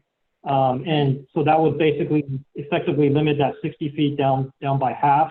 And again, from the existing roadway to where the right-of-way limit is, there's roughly about, 15 feet of right-of-way from the existing roadway edge out to where the right-of-way limit begins. So to your question, I mean, are we taking full advantage of that 15-foot space? I mean, we assess kind of how much improvement we could actually implement as wide as possible without kind of jeopardizing existing features, right? And what I mean by that is, there's areas where it's incredibly narrow because there's a heritage tree in the way, in which, reaching beyond anything towards that tree will basically kill the tree. Just as well, there's various, I suppose, existing retaining walls, brick walls, other grading impacts, which we wanted to stop the improvements before it hit that area and wiped out, someone's frontage, and also from a grading perspective would create additional complications. So to your question, we tried to maximize as wide as possible into the right-of-way space we had without jeopardizing those kind of drainage features. I mean, not drainage features, but frontage features, landscape features, walls, poles, etc. Thank you. Commissioner Cromie. Hi there, thanks. I guess one question that I had is for the residents in particular who are on the street who favored the asphalt. I didn't get a really good sense of why they favored the asphalt. Was that because of the preservation of parking? There was a lot of discussion around compromise, and I was curious what was the compromise? The improved some level of improved safety while maintaining what were you trying to maintain? If it was the parking, is there opportunities? I know we can't take advantage of the full right of way everywhere due to the features that are heritage trees and whatnot. I wonder if there'd be a way to have a not completely linear sidewalk that moved into certain properties more or less to try to gain a couple of parking spaces back. I'm just curious if there'd be some sort of compromise on those. I see a comment just came in. Residents agreed to asphalt pathway because it preserves parking versus a sidewalk. Okay, so it really is about the residents preserving parking. I guess I'm with Michael on this, that being in close proximity to a school and high volume of kid traffic over the long haul, a sidewalk is kind of a no-brainer, but I would be interested in trying to find unconventional ways that we might be able to mitigate the loss of parking to the residents. Thanks. All right. Thank you.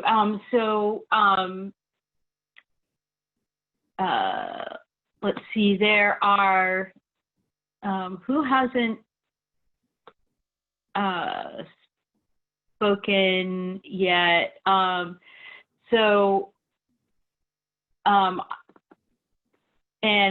Commissioner Wyatt, do you have any thoughts on this? Thank you, Madam Chair. For the sake of time, I'll pose my questions as comments. And I think that there's been a lot of fantastic points that have been brought up, and some of the things that I've been wondering, but we don't have to answer here, or maybe aren't questions that can be answered here at all, are what are for the asphalt pathway. If there is a vehicle parked there, my understanding is that it would impede pedestrian traversal of that route. And so what is the option for that pedestrian if there is a car parked there outside of the bell hours? My assumption is they do have to go back into the road and that they can't walk in any protected space. Additionally, something that I've been thinking about is parking enforcement even possible? I thought I heard in another meeting another day that the Menlo Park Police Force isn't enforcing certain, basically isn't enforcing any type of traffic violations during certain times. And if that's true, if we have an asphalt parkway, is parking enforcement even possible for that section? Other questions that I have is, maybe this is more for City Council to consider, is there a solution that has more of an escalation feature where we start with a lower impactful solution like reducing the speed limit, then move to the asphalt, then move to the sidewalk if escalation is necessary? So there's a lot of additional questions that I have that maybe could be considered in a different venue, but those are thoughts that I have, and so I'm not inclined to make a recommendation for a specific solution until I understand better some of the options and maybe investigate some of those questions. So that's my comment. All right. So question for staff. Can you take up that? Like what kind of parking enforcement, if any, is possible in the current staffing level?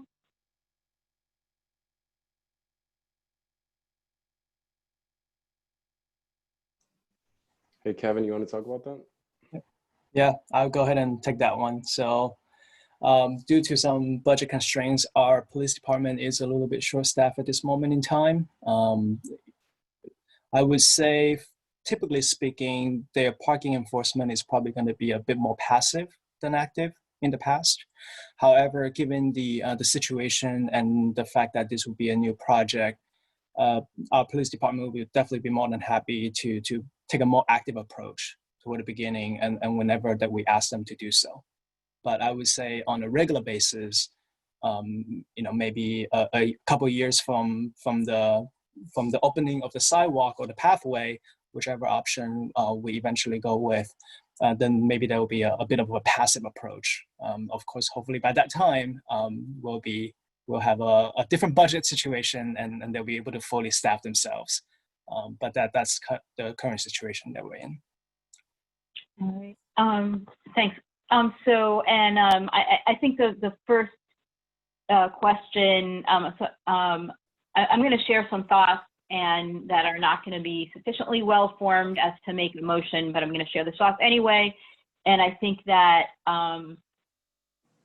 the first comment that Commissioner Wyatt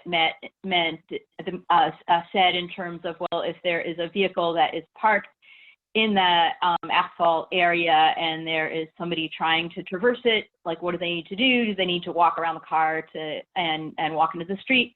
That seems like logically what happens, and there are plenty of places in Menlo Park where the streets work that way, and then whether you are walking or bicycling, you need to dodge the cars and go into the street, which is uncomfortable as an adult and significantly less safe for kids. So I am not, I'm more comfortable from the perspective of safety with the concept of the sidewalk, and people have been making those points. Also, commissioners have made some comments about, how much of the right-of-way can be used and how much additional right-of-way might be available for improved safety. But I don't have clear enough thoughts to be able to forward a motion. So does anybody else have any comments or motions at this point? And I see that Commissioner Meyer has a hand raised again. Yeah, I'd like to make a motion. And I'd like to move that we go ahead and we move this forward and recommend that we implement the sidewalks. All right, any seconds to the motion? Crowley seconds. John wins. All right, any discussion of the motion? Commissioner Baruzzi.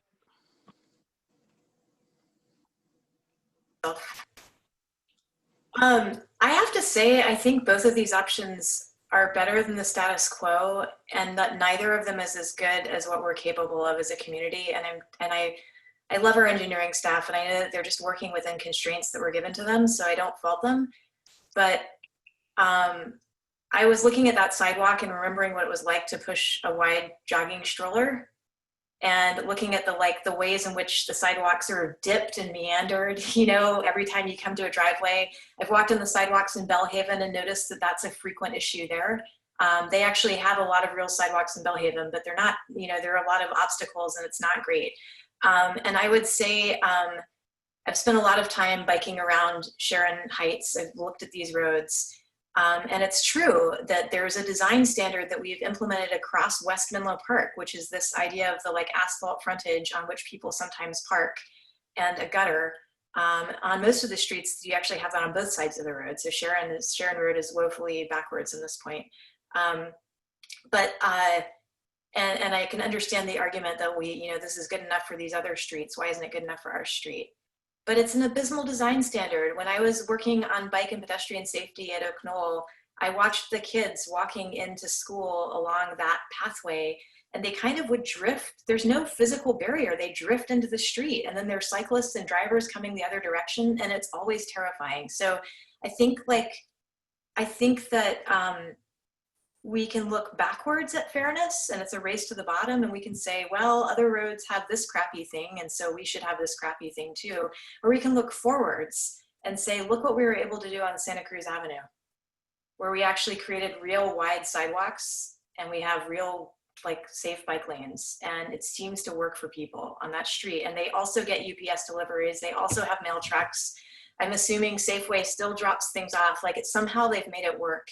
And I would just like us as a community to come up with a set of community design standards that are forward thinking so that we don't have to have this conversation every single time about what we're going to do on this street or what these 7 residents who've lived there for 35 years want. No, it's like, what is a community?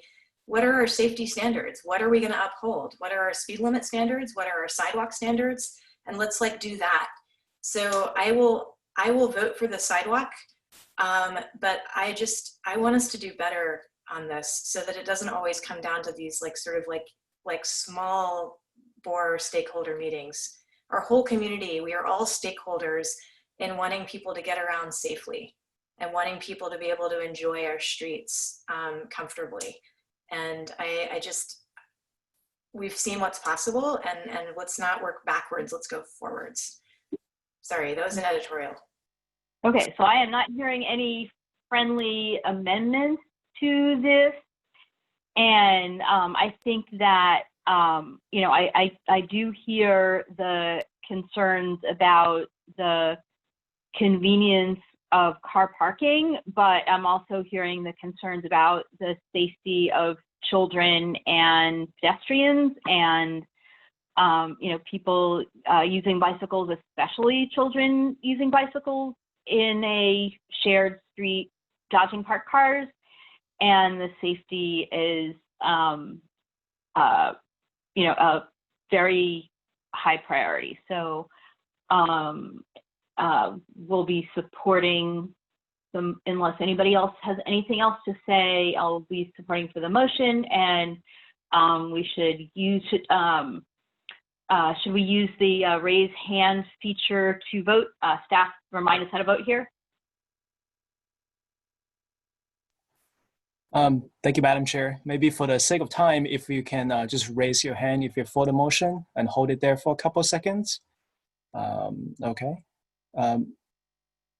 Okay, so I see everyone except Commissioner Wyatt. I do not see a hand. And Commissioner Cromie, I don't know if, because your image is dark. Commissioner Cromie has an electronic hand raised. Okay, that's a yes. Okay. And then, so great, thank you. You can lower your hands. And for Commissioner Wyatt, if you are a abstain or a no vote, if you can just clarify that. Commissioner Wyatt, you're muted. I apologize. Thank you. I feel like this, for me, this is more of an abstain because I don't have all the questions I would want answered through no fault of this venue. But I feel like there's more that I would want answered before I committed to a course of action. Okay, fair enough. Thank you very much. So in that case, I believe the vote would be then 7-1 with Commissioner Kirsch absent. So then the motion passes. Thank you very much. All right, thank you. And thanks to all the members of the community who came out and expressed the different thoughts and opinions. And this will also be coming to City Council. So thank you to everyone who's been engaged in this topic. We will move on. Pardon me, while I sneeze. We will move on and on to E3 and discuss and recommend to City Council to approve Complete Streets Commission goals and priorities for the coming year. And Kevin Chen, Senior Transportation Engineer, will introduce this item.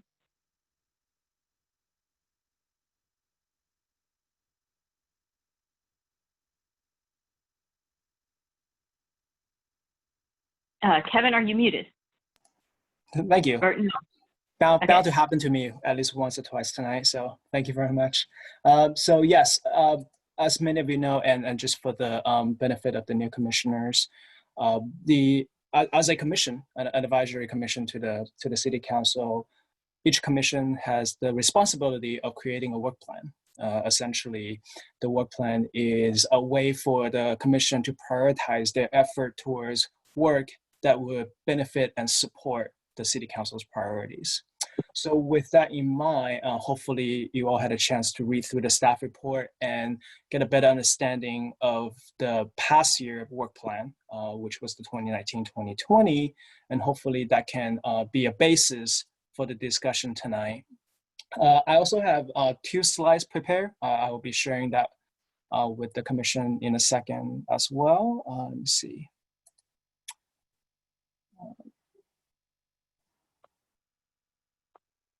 Okay.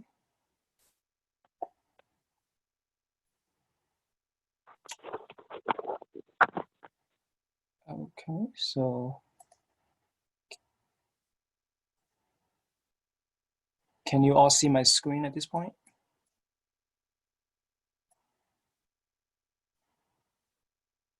Yes. Great. Okay. Yeah. So I have 2 slides prepared. The first slide is just a summary. It's essentially the same table in the staff report. And then the second slide is to highlight the 16 priority projects that the City Council will be approving. I will note that, as I mentioned a little bit earlier today, that the City Council was supposed to talk about this item last night. Of course, due to the time constraint, the meeting went a little bit longer, so they decided to table this item. So as far as this particular table is concerned, the first 5 projects, which will be qualified as the top priority projects, have been approved. However, number 6 to number 16 have not officially been approved yet. And of course, the discussion by the City Council on these items will be take place a little bit later on, hopefully in September, if not October. Anyways, so I have these 2 slides to sort of hopefully enhance the discussion. But really what we're looking for, at least what the city is looking for, is for the commissioners to review the 2019-2020 work plan, see if there's any edits, changes that we might want to make, any additions, again, additions, subtractions. With additions, I will just point out that it is our responsibility to make sure that any work plan items that we put on there supports and aligns with the City Council's priorities. So with that, perhaps I can turn the table back to the chair or any commissioners that want to speak about this. So I want to ask some process question about this, because you had said that the City Council was going to have a discussion about their work plan last night, but that did not happen. And so what happens when the City Council meets and they talk about their work plan and they change it? So we are trying to align with the council's draft work plan accordingly, but the council change it. So how do we handle that? That's certainly a fair question. And luckily, tonight we're not looking to approve the 2020-2021 Commission work plan. We're simply hoping that this is the beginning of a discussion.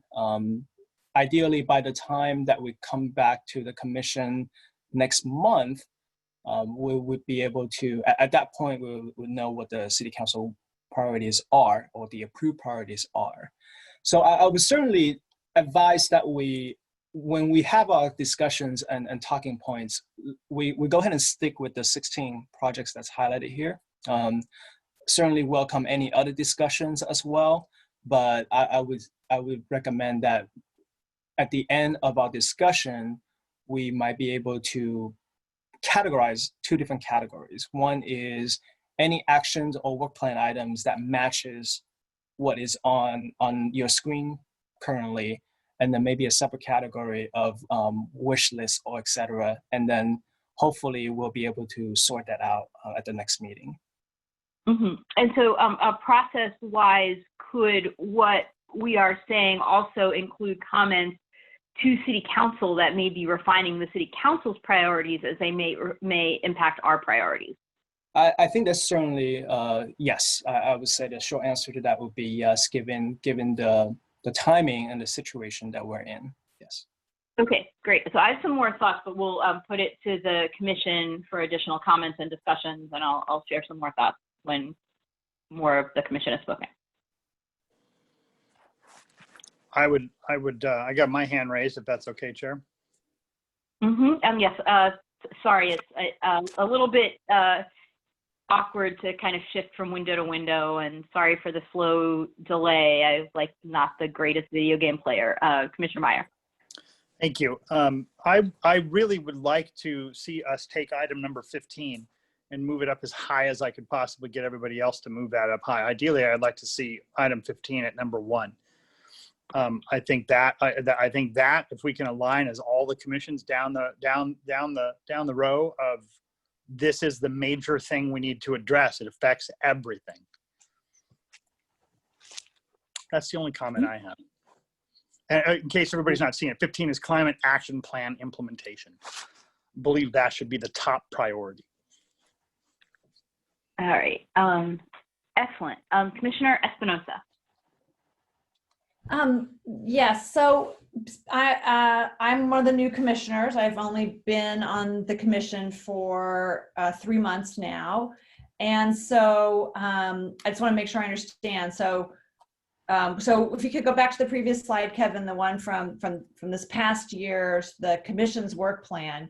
So are we saying that looks like number 1 has been completed. So are we evaluating whether or not 2 through 6 should remain priorities for this next year, or are we looking to replace them with some of these new things? And as a new person on the committee, I would love to hear a little bit more discussion around what the difference is between, for example, 3, 4, and 5. They're all transportation, multimodal, active transportation, alternative transportation. Would like to understand a little bit more about what those are. Great, thank you, Commissioner Espinosa. I guess I'll kick off and maybe answer the question a little bit. So I would say to your first question, absolutely. We're looking for guidance from the Commission, specifically for items 2 through 6, whether or not we want to keep them, if we want to eliminate them, if one or any, or perhaps with number 1 being completed, if the Commission as a whole feels like there's capacity to add another item, a new item to the list, we certainly welcome that discussion as well. I would say, I'll defer to the subcommittees to talk about what specifically are the tasks for number 3, 4, and 5. What I would say is when we initially created the work plan, a lot of these items were essentially a subset of a subcommittee task, if you will. So as a result of that, you might notice that some of the goals and priority names are fairly similar to some of the subcommittees we have. And that's sort of the way that it was involved that way, because the subcommittees are permitted to discuss offline and then be able to substantially talk about some of the tasks and progresses they want to make, because then So that's I would say that's sort of the antithesis for the work plan itself, and likely to carry as such, meaning the 2020-21 work plan will most likely carry the same structure, where the goals and priorities and the tasks are essentially a subset from the subcommittees. Okay. I understand. I presume that, there's ongoing work in all of these areas, that nothing's really going to come off the list, right? So. Right, absolutely. And I would say that, besides number 1, which there were very specific tasks to be done there. Mm-hmm. You might notice that the other tasks might seem a bit more broad, and that's sort of the nature is to make sure that, again, because the role of the Commission itself is to advise the City Council, so it was purposely done that way. So that way, it was focusing on a general topic rather than very specific projects and very specific tasks. Okay, and then some of these things, given the world that we're living in right now and COVID, maybe aren't as relevant anymore. For example, the Dunbar Corridor project, I'm not sure the status of that, but I think it's kind of gone a little bit quiet. yeah, I understand what you're asking. So thank you for the clarification. All right. But by the way, I'll have a Dumbarton update in the multimodal committee. There actually is a Dumbarton update, but we'll adjust it in a different agenda item. Commissioner Baruzzi. Okay, I have thoughts, and I'm gonna be extemporizing a little bit, so forgive me. I feel like there's like 3 categories generally of things that we've been working on, and they don't all look the same. So Patrice, that's a great observation. There are these discrete big projects that happen. In the past, we've kind of like led on initiating them. We're not really supposed to do that. These days we're kind of more working on a little bit more responsively, but something like the Middle Avenue crossing is a great example, or the Oak Grove Bike Boulevard. And those kind of tend to have like a horizon.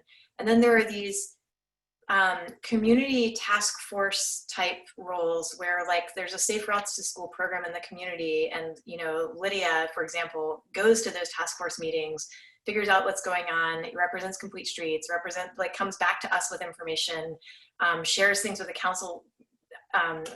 Adina does this with a lot of different rail projects. She's like super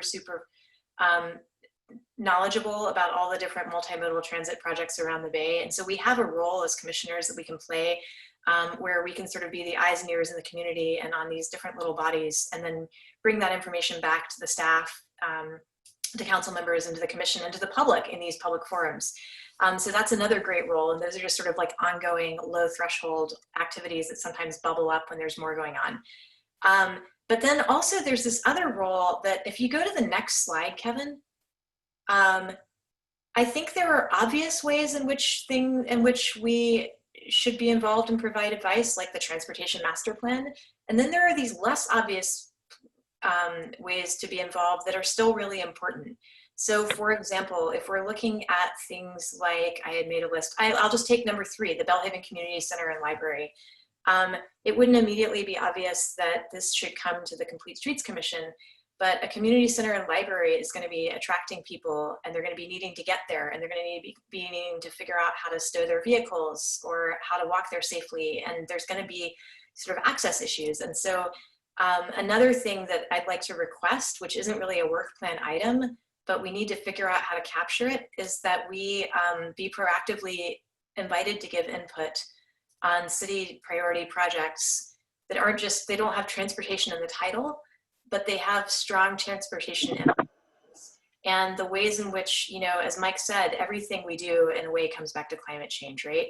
I mean, if we create a new community center and library that's basically hard to access any way other than by car, for example, then we will be promoting more vehicle miles traveled and reducing people's options to get places by bike and by foot. So, there are climate change implications and transportation implications to many of the city council projects, maybe not the IT master plan.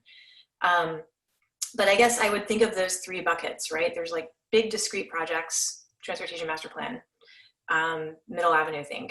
There are these sort of like multimodal advisory, downtown access advisory, safe routes advisory roles.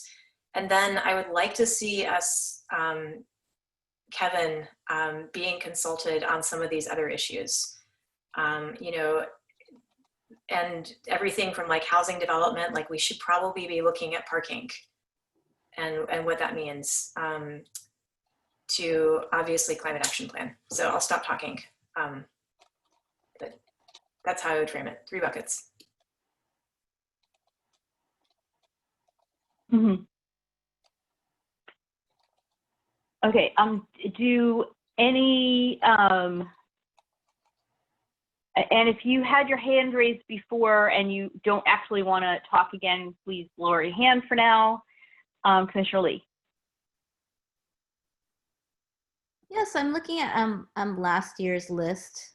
At the previous, was it the slide after or before? Previous, right? And these do look a little bit outdated right now. So are we coming up with, the idea is to come up with a whole new list if we want to right now, or to discuss what new things might be on the list? Mm-hmm. Because clearly, yeah, you know, we did, some of these things are a little obsolete. Right. Yeah. I would say probably not a brand new list, because some of the items on here I think are still pertinent. For instance, for number 2, Safe Route to School program, the task is really to provide guidance to Safe Route to School, and you know, more so now. I think that's a task that should and can and maybe should remain as a continuous item for this coming year. But of course, you know, that's I would say that would be at the purview of the commission to make changes, any type of changes to the work plan. As again, I think the only thing that staff asked for is we make sure that the goals and priorities and the subsequent tasks align with the city council's work plan. Now, given the nature, it is a little bit that the timing wise it's not the greatest timing of all, given that the city council haven't approved the final work plan. But we do have, again, the slides, the second slide, we do have some guidance and references that we can work on. So long answer short, that you know, certainly would be more than happy to listen to your discussions, and if at the end of our discussion it's a brand new list, so be it. Or if it's a modified version of the current list, that's certainly we are happy to move forward with that as well. Thank you, Commissioner Sebrin. So mostly it's just something Katie said that I thought was like a really great work plan thing, but maybe it's not a specific work plan item and it just tucks neatly into one of these other things. But I really like the idea of having a discussion about what we think when we look at these roadways, like what is our sort of expected, what would we think is the right answer for, you know, Katie said it better than I did, so I'm not recapturing it well, but the idea is essentially like each time a roadway section comes up, that we have kind of laid out these standards that we're going to want to know, like what is the total right of way, like what is that wiggle room between you're losing parking but you're also gaining 10 feet of city property that you developed over. Like I think that is information that should be included in our discussions, and it's helpful to have up front. So if that is our reign, like great, and if that just sits somewhere in another conversation, that's fine too. Okay, cool. Thank you, Commissioner Meyer. Did you have another comment? Or is your I did. I hand was just still looking for the mute button. Sorry. It is, yeah. So I just want to know what would be the process that we could move number 15 up.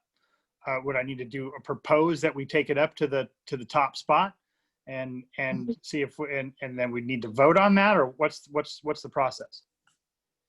So I want to take this to staff. So what format do you want? Would it be helpful for us to put forward these recommendations? So for last year, we had our 6 things, whatever it was, and council has 16 things, and I do not think we should have 16 goals and priorities. But should we, you know, can we look at the city council's priorities, you know, look at our previous priorities, and then like update the, I guess we can both update the list and also like map some things on the city council priorities to the way that we had our previous work plan, and say, you know, X falls under Y, and like what format shall we give something to staff? Yeah. No, I think that's a fair question. I think at this point, perhaps the most valuable use of time would be to sort of get a better understanding of the commission's priorities in terms of, again, if we go back to the 2 buckets that we're talking about, one would be goals that matches what is currently on this list. And again, Commissioner Meyer would like to see 15 move higher. So perhaps what we can do is we can group all the feedback into a comment at the end of this particular item. And then similar to the past, different type of various projects, we can have a representative that go to that meeting and share the feedback with the city council when at the appropriate time. And then if at the end of the day, we have a consensus on the list of things that we want to see that might be different than what is currently being shown here, those can be grouped as a set of comments to be shared with the city council at a later time. So that so that would be kind of the one bucket that we sort of, I guess we can group that bucket into things that are not quite the same to the list over here, and then the other bucket would be things that matches this list. So for instance, Commissioner Baruzzi mentioned that that we really should come back to the commission with some of the items on here that might not be, at first glance obvious that it should come to the commission. I think that could be something that we perhaps modify the work plan, and we can come up with a language that substantially addresses that feedback. And of course, we're going to have to wordsmith it a little bit. I'm kind of blanking out what to say exactly on the work plan itself right now, but I think that could be, so for that would be a good comment that we can think about how to put it on the work plan. And, right, and it aligns with the work plan right now. Okay, so I'm going to take a crack at this in terms of listening to what everybody said and trying to do a little bit of the, the grade school exercise where you have things in column A and things in column B and you match the things to the other things. I'm going to take a crack at that. Starting with the city council priorities and, cross off things where we know where they belong and things that, and then we'll see if there's anything else missing. So the climate action plan implementation, that should move into our priority. And I don't know whether this is too much of a nuance, but we have the transportation master plan, and that should stay a priority because it's a council priority. And as a comment for the council, I think we have already commented to council that we want to link the transportation master plan and the climate action plan, where we will want the city council to prioritize and accelerate the implementation of things in the transportation master plan that fulfill the climate action plan. So those are two things that get, accounted for. If you can go to the city councils, I would love to look at that while talking. Okay. All right. I can't figure out what to do with institutional bias reform, so if somebody else can, that would be helpful. The Santa Cruz Avenue closure and economic development, that falls under downtown, and we should continue to do that. And that also relates to the ECR downtown plan. So 11 and 12 goes into our downtown priority. The Connect Menlo community amenities, I'm not sure how that relates to us. ADU, not sure how that relates to what we do. Although, to the extent that I would ask a question to the commission, to the extent that 2 and 9 with the housing element and the accessory dwelling unit, if those relate to car parking or other transportation related policies, that we would want to take that on as a priority to comment on the transportation related aspects of those important housing policies. On number 7, the Middle Ave pedestrian and bicycle rail crossing planning. So that is still an ongoing thing, and what was said at the city council staff report last night was that that project has increased in cost. There might be a need for value engineering. So we will still want to stay all the way on top of that. Plus, we have also expressed an interest in having the city work on the, connecting routes on Middle as part of the transportation master plan. So that thing stays. The Transportation Management Association goes under, I think was under the scope of our multimodal committee that looked at policies and regional topics. So that's where I would draw the line there between those different columns. I am now seeing a mountain. Okay, Noah, this is back to the list. Information Master Plan, I think unrelated to us. Local Emergency Response, unrelated. Belhaven Community Center and Library. I think that belongs in the new bucket that Katie was talking about, where we comment on the transportation-related aspects of projects that are high priority for the City Council. And I think I have basically gone through everything here, mapped it onto our previous work plan with the promotion of climate action. How does that sound? Does that make sense? Has staff captured that? And does anybody agree or disagree?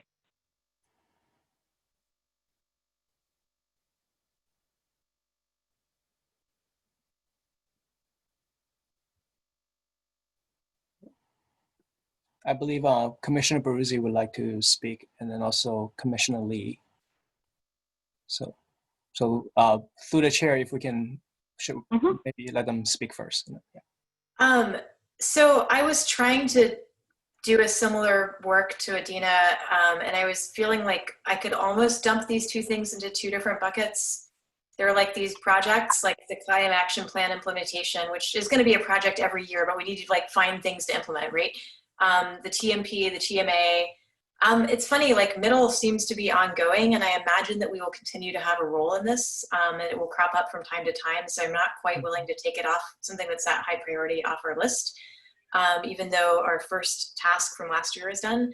And I think also we should be, we should get more involved in the Santa Cruz Avenue streetscape and access issue right now. It's an economic development issue, but it's also a huge public safety issue. And I want to make sure that we're representing the people moving around downtown, as well as the desire to save downtown.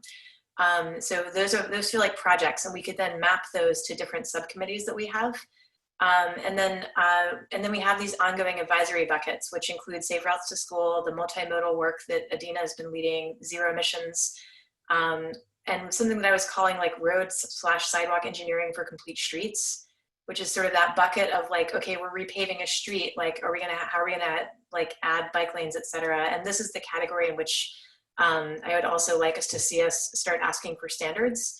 And then there's sort of like a parking issues bucket that comes up a lot. I mean, the Dragers one is a great example, where Dragers was gonna be like trying to relocate a loading zone onto a pretty major thoroughfare. And we asked to have that come to us.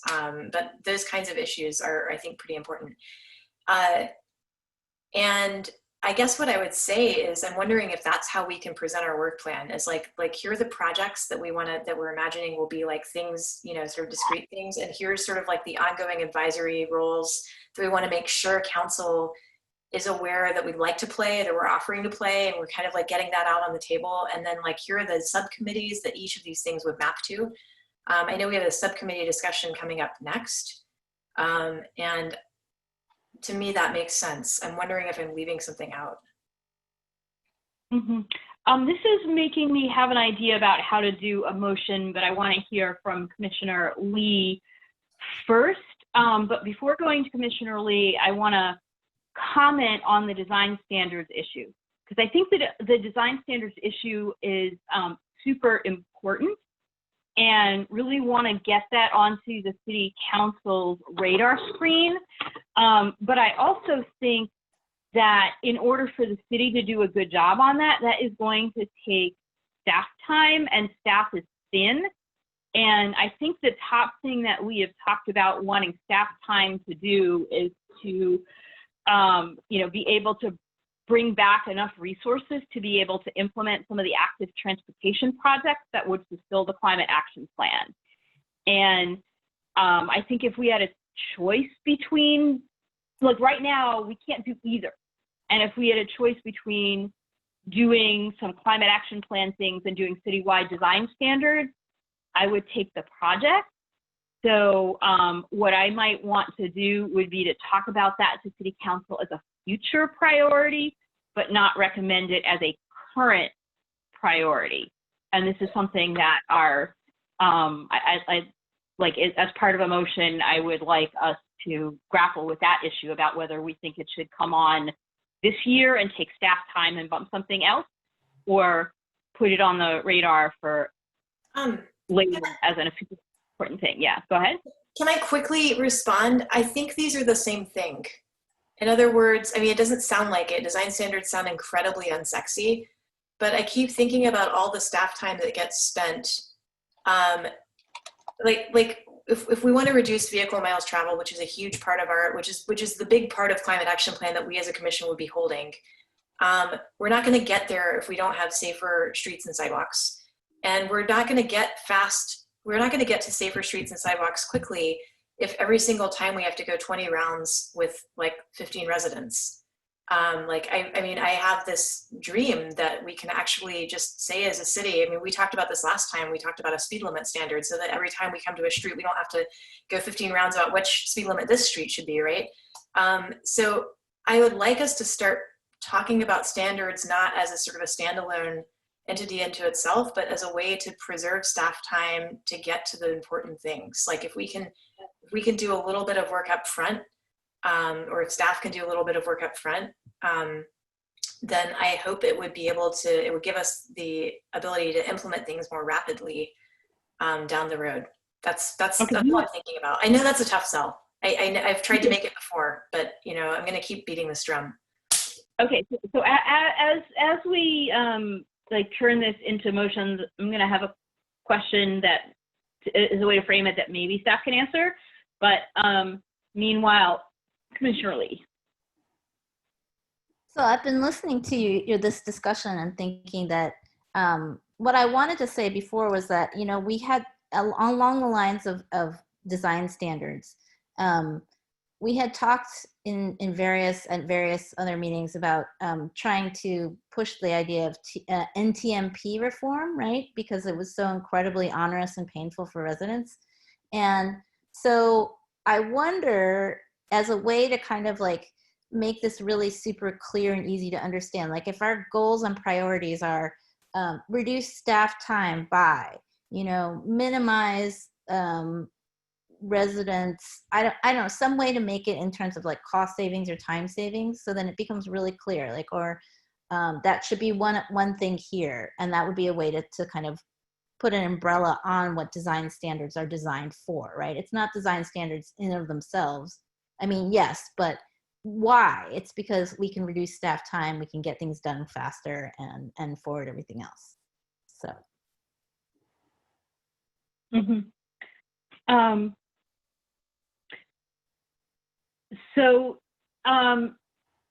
With the exception of the design standards question,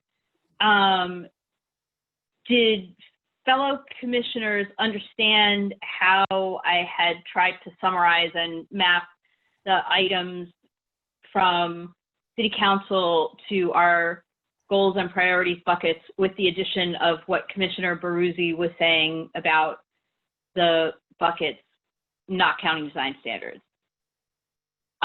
Because what I would, like, if that sounds more or less okay, I want to put the design standards aside for a second. I would be happy to, would it be possible from a process perspective to work with Commissioner Baruzzi, who had a similar accounting, to come up with a listing and circulate it to the commission as our comments to council?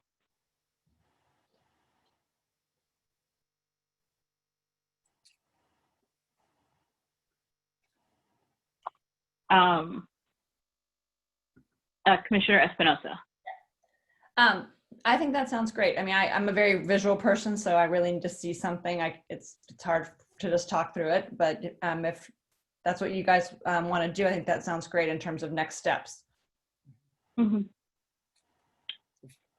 If I can jump in through the chair, I think you sort of read my mind actually. I was gonna say that if it's okay with the commission, perhaps we can sort of take two different approaches here. One is to maybe designate 2 or 3 commissioners to work with staff to come up with the specific verbiages that we want to put into the work plan. So that way, we can sort of wordsmith it a little bit better, and then at the next meeting, we can come to the complete street commission as a whole with a new set of work plans that we can present and hopefully further discuss and vote on. So that would be one. And then the second would be to identify, and we will probably want to be as specific as possible in this case, a set of comments that we want to designate someone to go to the city council and make a comment on. So for instance, what I'm thinking of is things that the commission would like to see differently than the list that is currently presented. So again, using Commissioner Myers as an example, he would like to see number 15 to be higher. Now, I don't believe the number other than 1 to 5, which is the sort of considered the top priorities, I don't think the other numbers matter as much, if that makes sense. I don't think it's sort of sequentially significant because again, I think the top 5 are the top priorities. But a little bit off track here, but I think if that makes sense to the commission, I think that would be a sort of a good way to approach this. Okay, thank you. So I want to take a super quick straw poll. Given the apocalypse that is evident outside of our windows, does anybody disagree with Commissioner Myers' desire to make the climate action plan the top priority? Let's see, is there any kind of feature that we like? I'm seeing all the windows and I don't see anyone shaking their head. I think I saw some nods in agreement, but no objections. Okay. Cromie has a hand, and then I want to talk about design standards to wrap this up and move on to the rest of our agenda. Commissioner Cromie? Yeah, thanks. Probably not really worth disagreeing that much, but I wouldn't put the climate action plan top.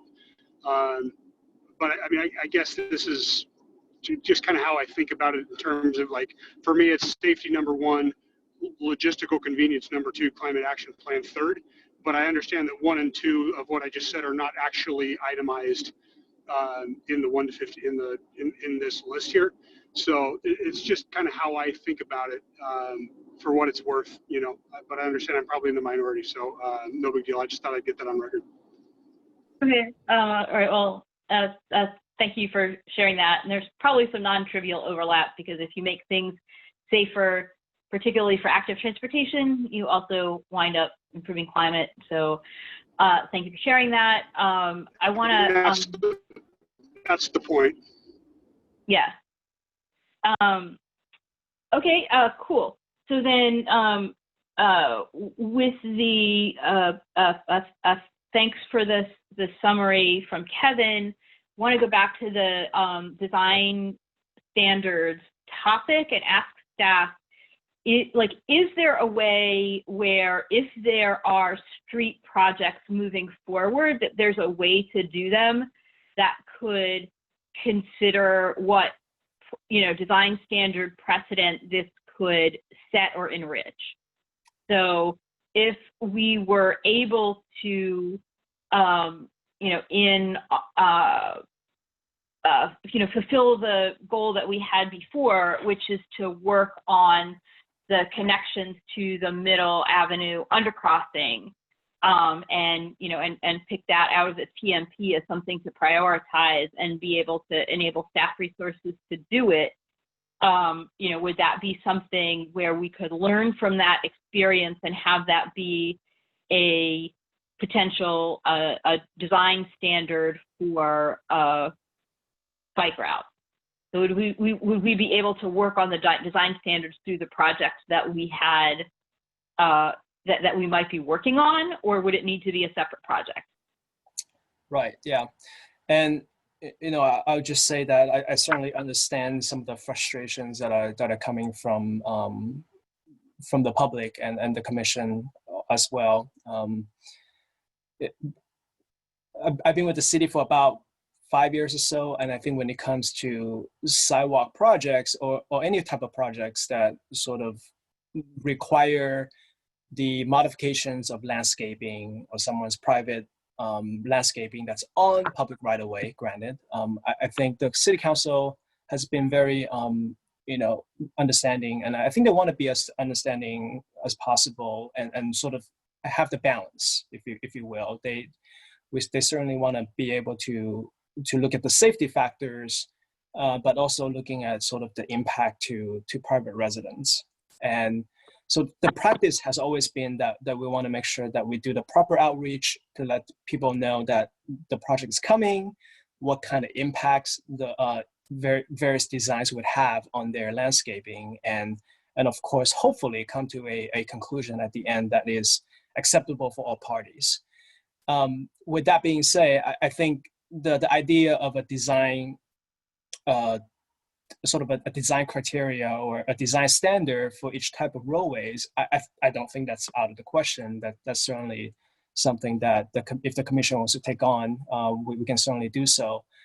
I would just caution that, if the eventual product of the design criteria is to overtake some of the outreach that we currently do and have been doing, that's probably a different discussion, more of a policy discussion, I would think. And I would have to maybe talk to the public works director or maybe someone else just to get a sense of how to go about that. But I would definitely say that, it would require further discussion. However, it doesn't preclude us from, going to the city council and say, hey, can we maybe come up with some sort of standard that we can move forward with? I think that's certainly a fair request and a fair task for the commission to take on. Mm-hmm. Okay, so that was a really good answer, and it was an answer to a different question than the one that I asked. Oh, my apologies.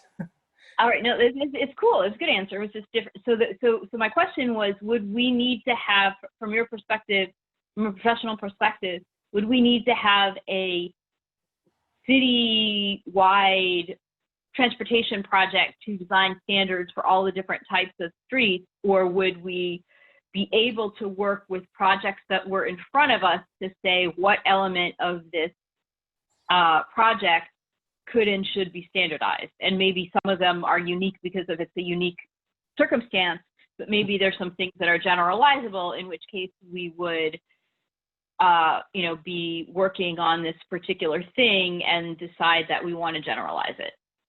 So would we need to have it as a separate project, or could it be something that could be done as a byproduct of the existing projects that were happening?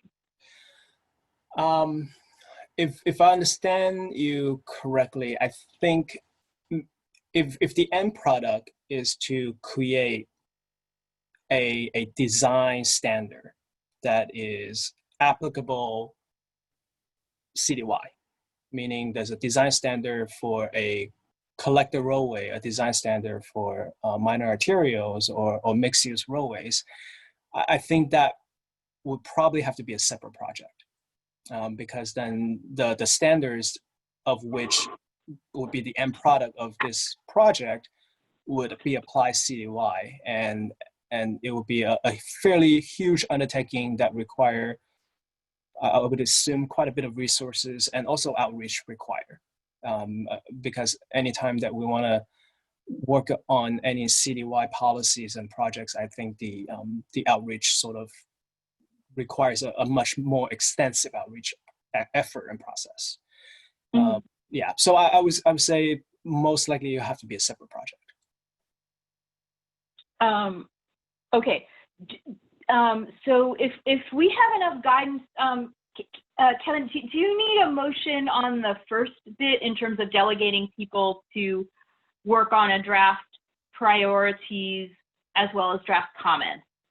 Yeah, thank you. I would definitely recommend and appreciate a motion, and perhaps what we can do is we can bifurcate the two. We can make the first motion strictly designating, 1, 2, or 3 commissioners to work with staff to work on the 2020-21 work plan verbiage. So that would be one motion. And the second motion would be then, if it sounds like there is a desire to, at least for someone to go to the city council and voice some opinions from the commission as a whole. So that would be a second motion. The second motion, we want to designate someone, and then also just making sure that we are in agreement what that common, at least in general, should be and would be. We don't have to worry about the exact wording yet, but I think we want to narrow down the idea of what we want to say. Okay, so we need to, so let's come back to those and we'll deal with the outstanding substantive item and then come back to the process. And I would like to make a motion on the design standards item that I don't know if anybody agrees with me on, but I'm going to try. And that motion is that we communicate to the city council the desire for design standards and to consider for a future year priority, but not in the current, COVID budget, resource constrained year. I'll second. Okay, any discussion of that motion?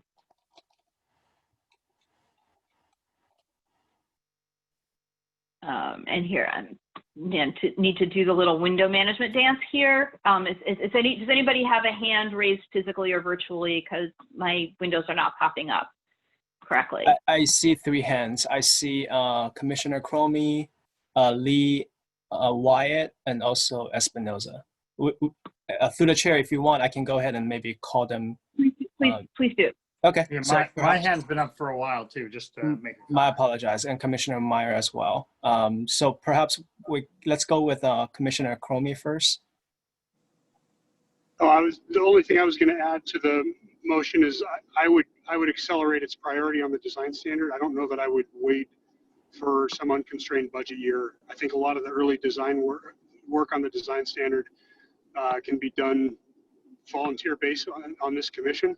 And so I think I'm with Commissioner Baruzzi in that I think it could be tremendously valuable in saving time and energy down the road. And I think it could be a major boon to your public outreach if done correctly.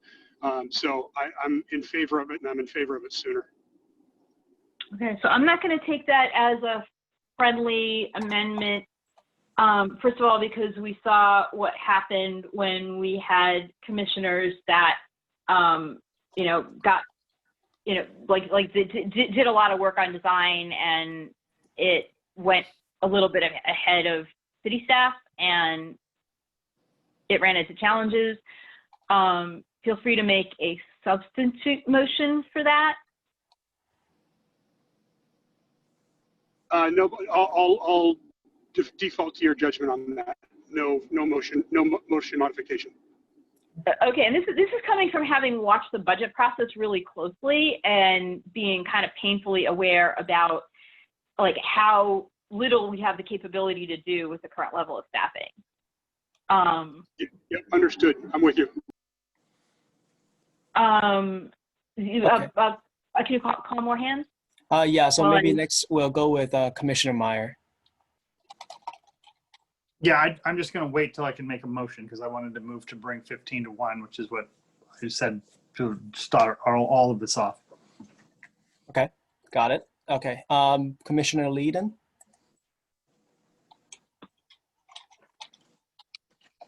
I actually had the same idea as John. I was thinking, could we do some initial work on one of these subcommittees and kind of futz around with it, and then, but I don't even though I think design standards would be different from what happened with Middle Avenue, I agree that maybe tactically it doesn't make sense.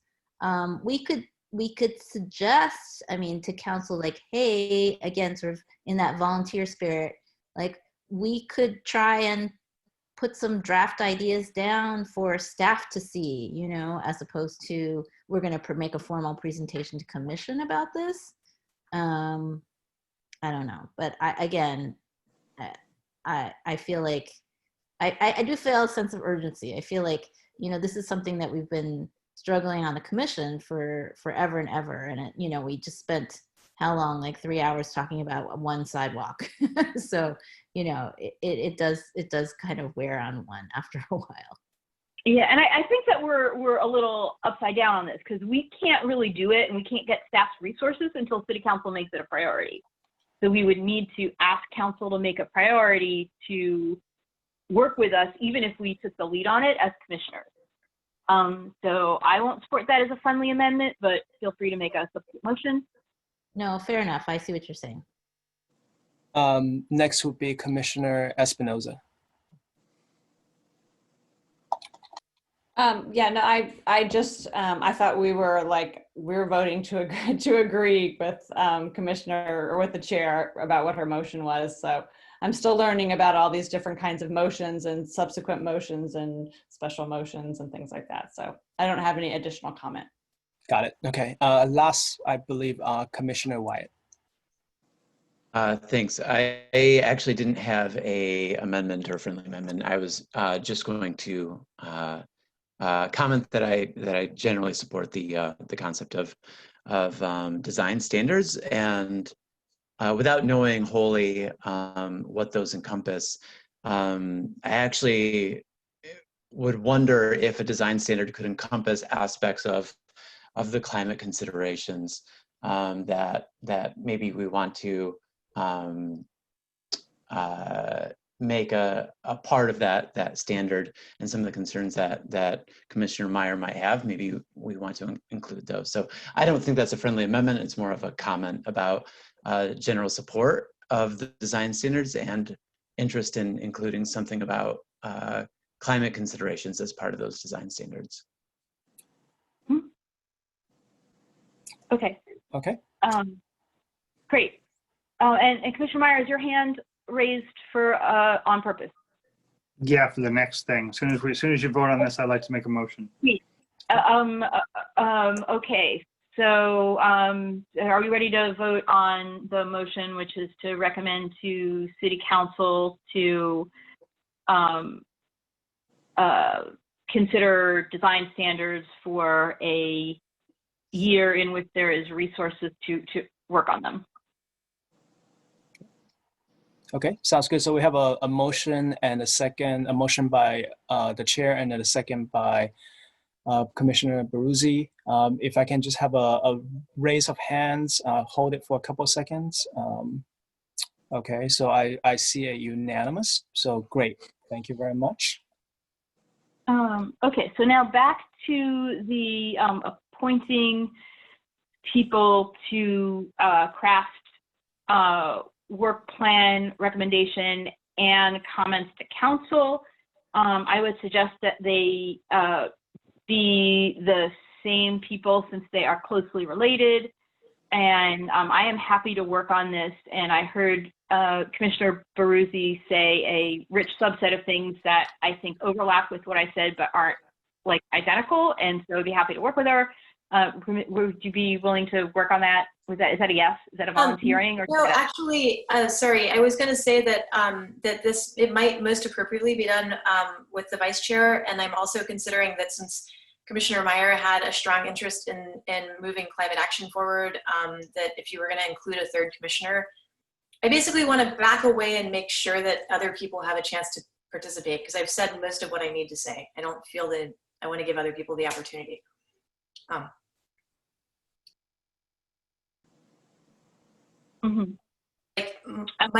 Mike, this is your chance. Yeah, sure. I'll work with you. And Lydia. Yeah, it's fine by me. Okay. Commissioner Lee, do you want to work on this too? I'm happy to fill in. I feel like the verbiage, well, I think if we can keep it as simple as possible, that would be my vote. Mm-hmm. Okay, and Commissioner Lee, I'm sure that you'll do an awesome job. I think that Commissioner Baruzzi said a bunch of things that I hope that we can capture without actually having her there. I have typed everything that I said, and I will send those to you. Okay, that sounds great. And is this topic coming back to City Council on Tuesday? It's coming Tuesday? The city priority, the city council priority project. Not necessarily next Tuesday. I don't think a day has been determined yet. I think it might, last time I checked, it might be on the 29th, if I remember correctly. But don't quote me on that. I'll keep a close eye on the date and make sure to share that with the commission as soon as I know. Mm-hmm. Okay, thank you. So, but it is clearly not this coming Tuesday. Is that fair to say? I was, I want to say it's fair to say because the next meeting, if I remember correctly, is a very substantive meeting without the priority project. So yeah. Okay. All right. So I think so the motion is to have commissioners Levin, Lee, and Meyer work on the draft council priorities, the draft commission priorities and work plan, building off of the city council priorities, including comments for the city council priorities.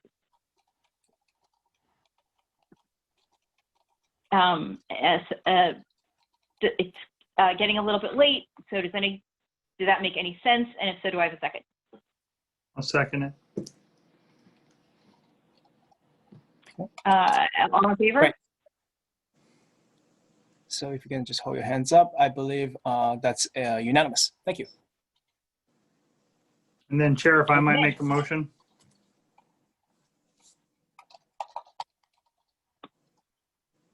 Yes, go ahead. I'd like to move that we move 15 to number 1. I was assuming that comment was incorporated in what we were going to be working on, which would incorporate what you said and what other people said. So I was taking that as a given, but if you want a separate motion, I'll second it. I'd like it, then it would just solidify it since it seemed like we had consensus. Second. Okay, great. So we have motion by Commissioner Meyer and then second. So I believe I have all the hands up. Perfect, great, unanimous. Thank you. Thank you. Thank you, Chair. So I just wanted to for clarification, that one was not unanimous. Oh, I'm sorry. John was no on it. I'm a no on that one. Okay, sorry. Commissioner Cromie is a no. Let me just give a second to make sure I didn't miss anyone else. Okay, perfect.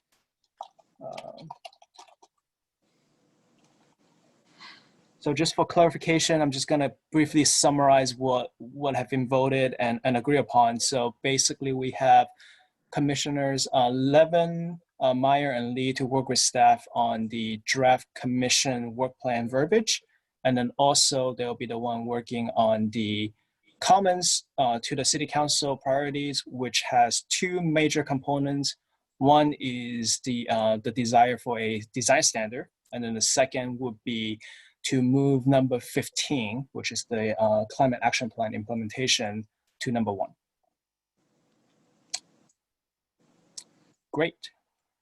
I see a hand by Commissioner Baruzzi. I'm wondering if, given the late hour and the fact that we have people that are going to work on the work plan and we're not quite sure what the city council work priorities are going to be, if it makes sense to defer the next agenda item, because ideally it seems like the the subcommittees should map to the work plan items, or at least be informed by them. I don't know if anybody else might agree with that or not, but it seems like that's a hard discussion to have before we have a work plan, to me. Well, although I guess the question is if it's quick and we have work plan things that are, you know, I think that maybe we should, you know,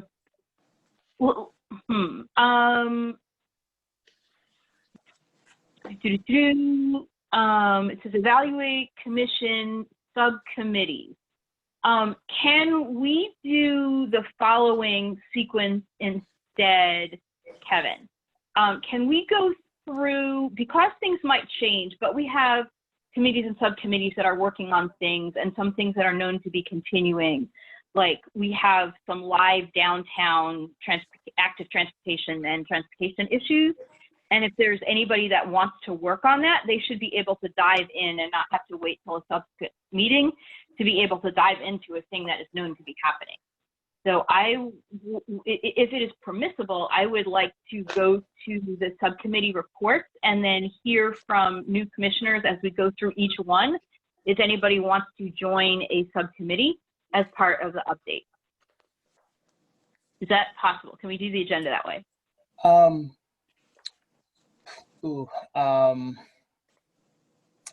Yes. So basically, essentially what the chair is asking is we'll go to item G, which is committee subcommittee reports first, and then we'll go back to E4, which then would open the floor to any subtraction or addition to subcommittee members.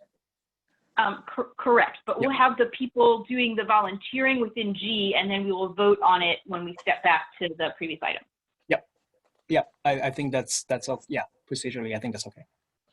Okay, and then we can do the updates afterward, but dive into the committee reports that will collect the volunteers. Let us do that, and like, pardon my starting to be terse because it's late. On the update, moving on, taking out of order, G, committee and subcommittee reports, where we will hear reports from our subcommittees, plus with the addition of hearing from new commissioners about whether they are interested in any of these subcommittees. G1, update from the Active Transportation Network Subcommittee. Commissioner Kirsch is not here. Is there anybody here who would like to be part of that subcommittee, even though the chair of that subcommittee is not here?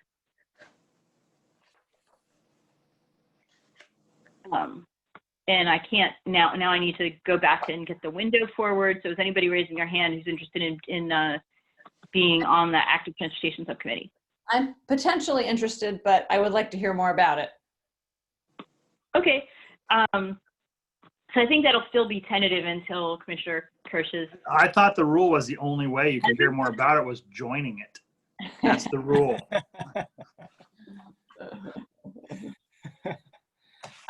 Okay, so I think, so I guess another way to do it is to you know, between now and the next meeting, reach out to the other member or members who, like, if nobody's here, and talk to them and figure out whether that's in fact something that you want to do.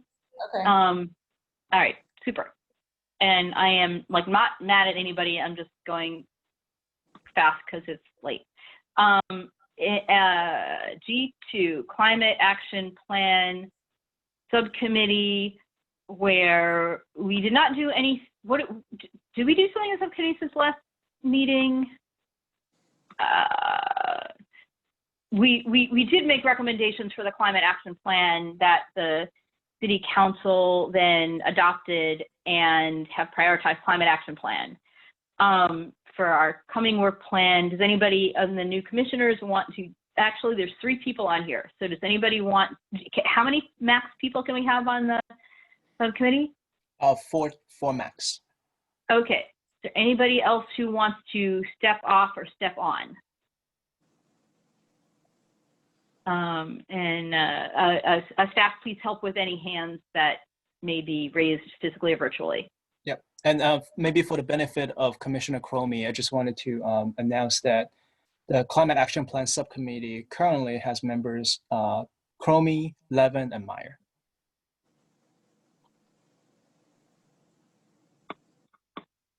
I'd be willing to step off if one of the new folks want to turn. If one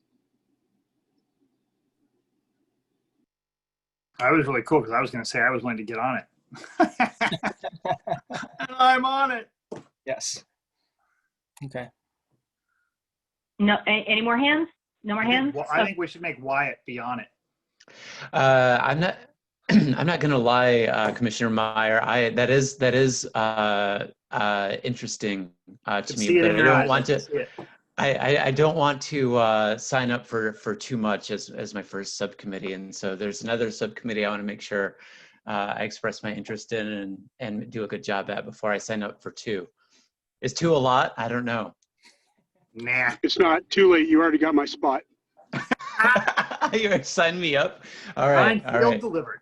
It sounds like it's done. So Commissioner Wyatt is volunteering for the Climate Action Plan Subcommittee.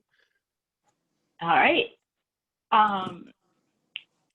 So downtown access and parking.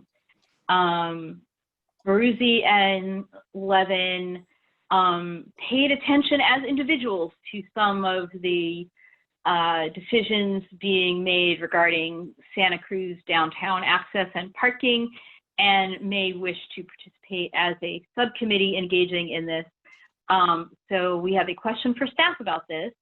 But before the question is asked of staff, is there anybody else who would like to join this subcommittee, which is going to be relevant as the city, continues to modify its plans for the downtown with the mobility changes and seating changes and whatnot due to COVID. And staff, please help with the hands. Okay, that was.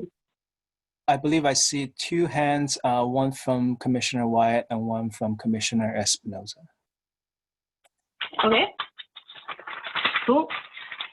Okay. And that's a max of 4, so I think we're good. And I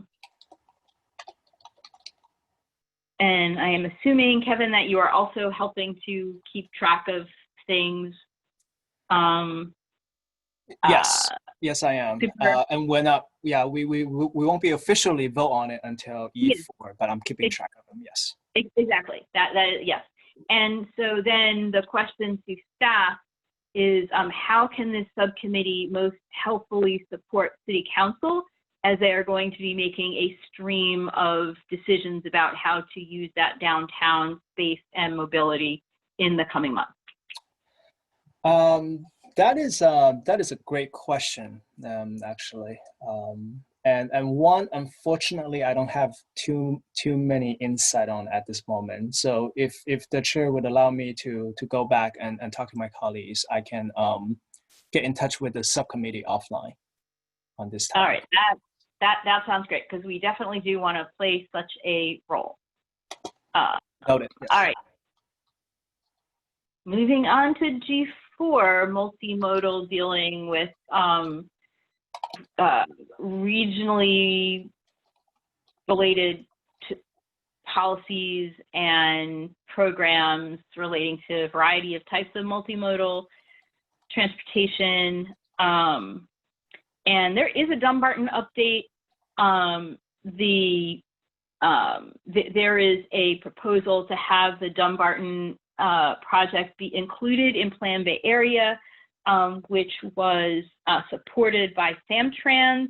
And while Facebook has backed away from a commitment to the construction phase and even the full environmental phase, their consultant plenary group has taken over, and they're going to be leading an effort in the next 6 to 18 months to come up with a preferred alternative for the project that will be doing some community outreach. So there is some stuff happening. Hard to say how fast anything will happen during our COVID universe, but that is a thing that is happening. I think that the TMA would fall under here too, which is a council priority. Is anybody interested in joining the G4 multimodal subcommittee?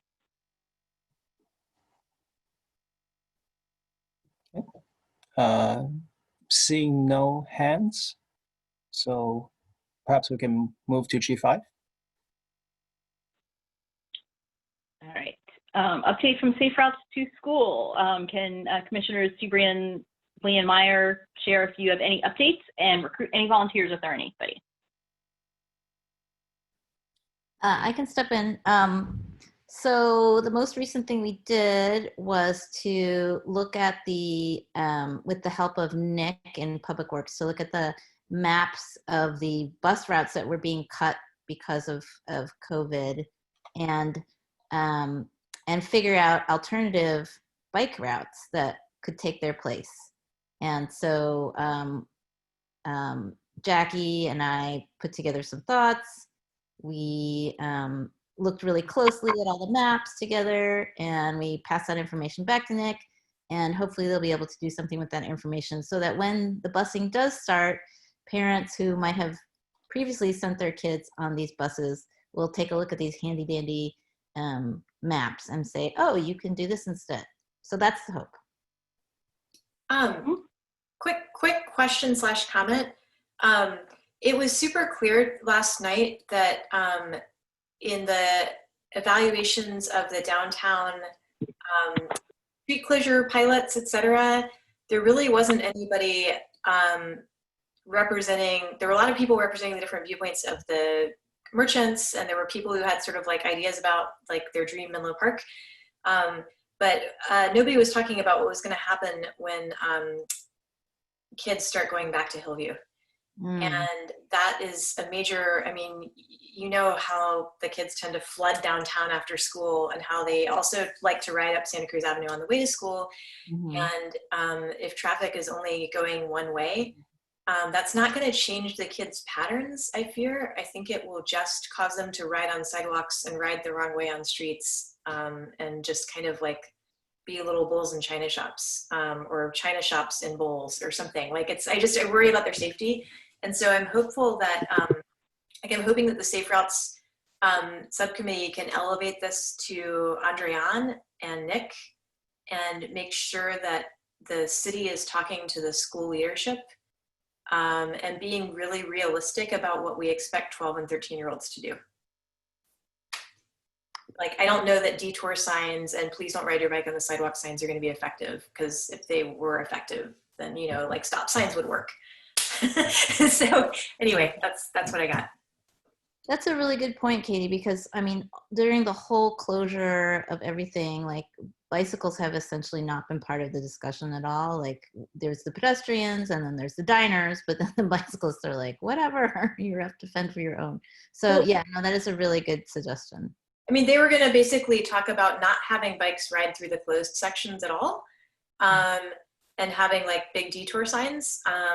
And we can talk more like, or different. I don't want a Brown Act violation. I don't want to, this isn't on the agenda. I just want to flag that this is an issue that's going to be happening, that's going to come up soon. And like staff and school leadership and commissioners and council and downtown people need to be like working together. Yeah.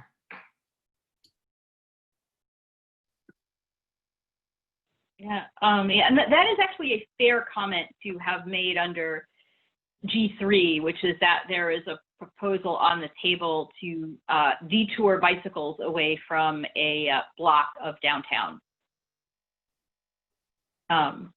So I'd also like to say that if we have some of the new people here that want to join this commission, because Lydia does a lot of work on it and I've literally done nothing. I don't have time to do anything, so I'd step off. I just don't want to leave her as the only person on it. Yeah, so any people who want to join the Safe Routes to School? Katie wants to. And I could step off of it. And then that way Lydia doesn't feel like she has to speak and not say that I'm not doing anything, because I haven't done anything. Aww. I'm concerned about it, but I just haven't had time. To be fair, I've only done like 1.5 minutes more work than you have, but I did, yeah, I'm gonna try to be better. I'm happy to join it. I'm also like realizing that like Chromie has small kids and this may be a thing that he wants to get in on too. So I don't want to like take the spot that he might have otherwise taken, but I'm happy to join. Or we both could. No, I'm good. The small kids and COVID thing has me pretty tapped out right now. Okay. Plus, I thought that Cromie and I were going to start one with motorcycles for small kids. That was the new subcommittee we were going to do. That is the plan. That's 500 that's, cc's and bigger only. that's right. That's right. No auto drive allowed. We need an anti-safety committee. Speaking of, okay, so that was, are we moving on from G5 to G6? Yep. Okay, G6, Transportation Master Plan Subcommittee. There is a subcommittee meeting scheduled. It is on the calendar. I don't remember when it is because that is not a kind of, that is in a Google Calendar. Does staff, do you remember what it is, what date that is, so others may wish to know when it is? Yeah. Yeah. The OOC meeting, yeah. I was going to make an announcement for F1, but yes, there will be an upcoming TMP OOC, which is the Oversight and Outreach Committee meeting. Tentatively, well, it is scheduled for September 17 at 5 p.m. Of course, it will be a virtual meeting. September 17 is a Thursday at 5 p.m. Okay. Any other comments before we move on to G7? Hearing none. Any updates from G7? So the Transportation Master Plan Subcommittee is winding down, so I think it doesn't really make sense to take any new people because hopefully the thing will end. And if it looks like it's going to go on for longer, then we can recruit some more. G7 Zero Emission Subcommittee meeting, Cromie Meyer, any updates? No updates from me. Any interesting members?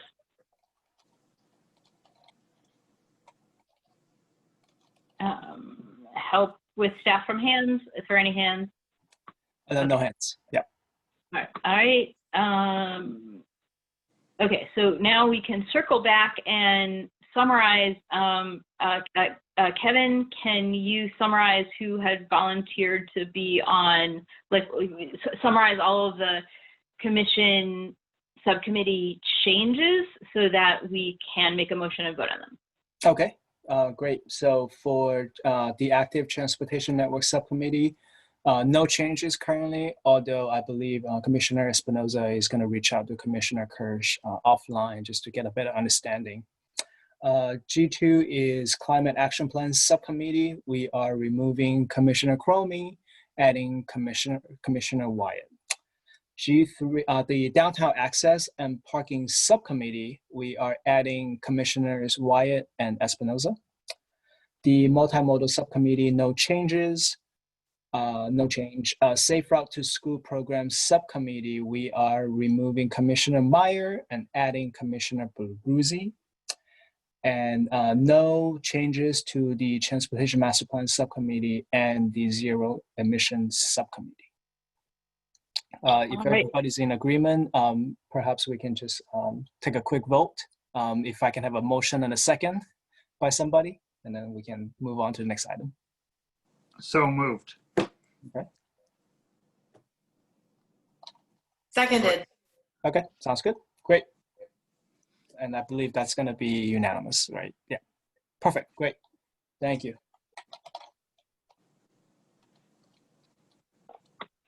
All right, so we are moving on to informational items that are transmitted to the commission, and the staff endeavor to provide an update on matters of importance to the commission. Informational items are not action items. However, commissioners, city staff members, or members of the public may request to, we didn't actually ask for public comment on the previous items. So is there any member of the public who is still awake and wishes to make any comments on the previous items? Do not see any. Now for the informational items where members of the public may request to make a comment or ask a question on any of the informational items. Does staff have any informational items for the commission? Yeah, just two quick updates. The TMP, the Transportation Master Plan, I already shared with the commission the upcoming OOC meeting. For the benefit of the commission, we are coming to the commission in October for for that particular item with a draft TMP. The draft TMP is currently online, so I do plan on sending the commission an email with some appropriate link so that you have sufficient time to review the document and provide your feedback accordingly. Also, just want to bring you to attention that we are aiming to come to the commission in November for the Transportation Management Association recommendation. Now, the date of our commission meeting is it's on Veterans Day, which means we will be closed. So sometime this week, I'll actually be sending an email out to the commission to survey some available dates so that we can go ahead, we can reschedule that meeting. So with that, I will conclude my updates.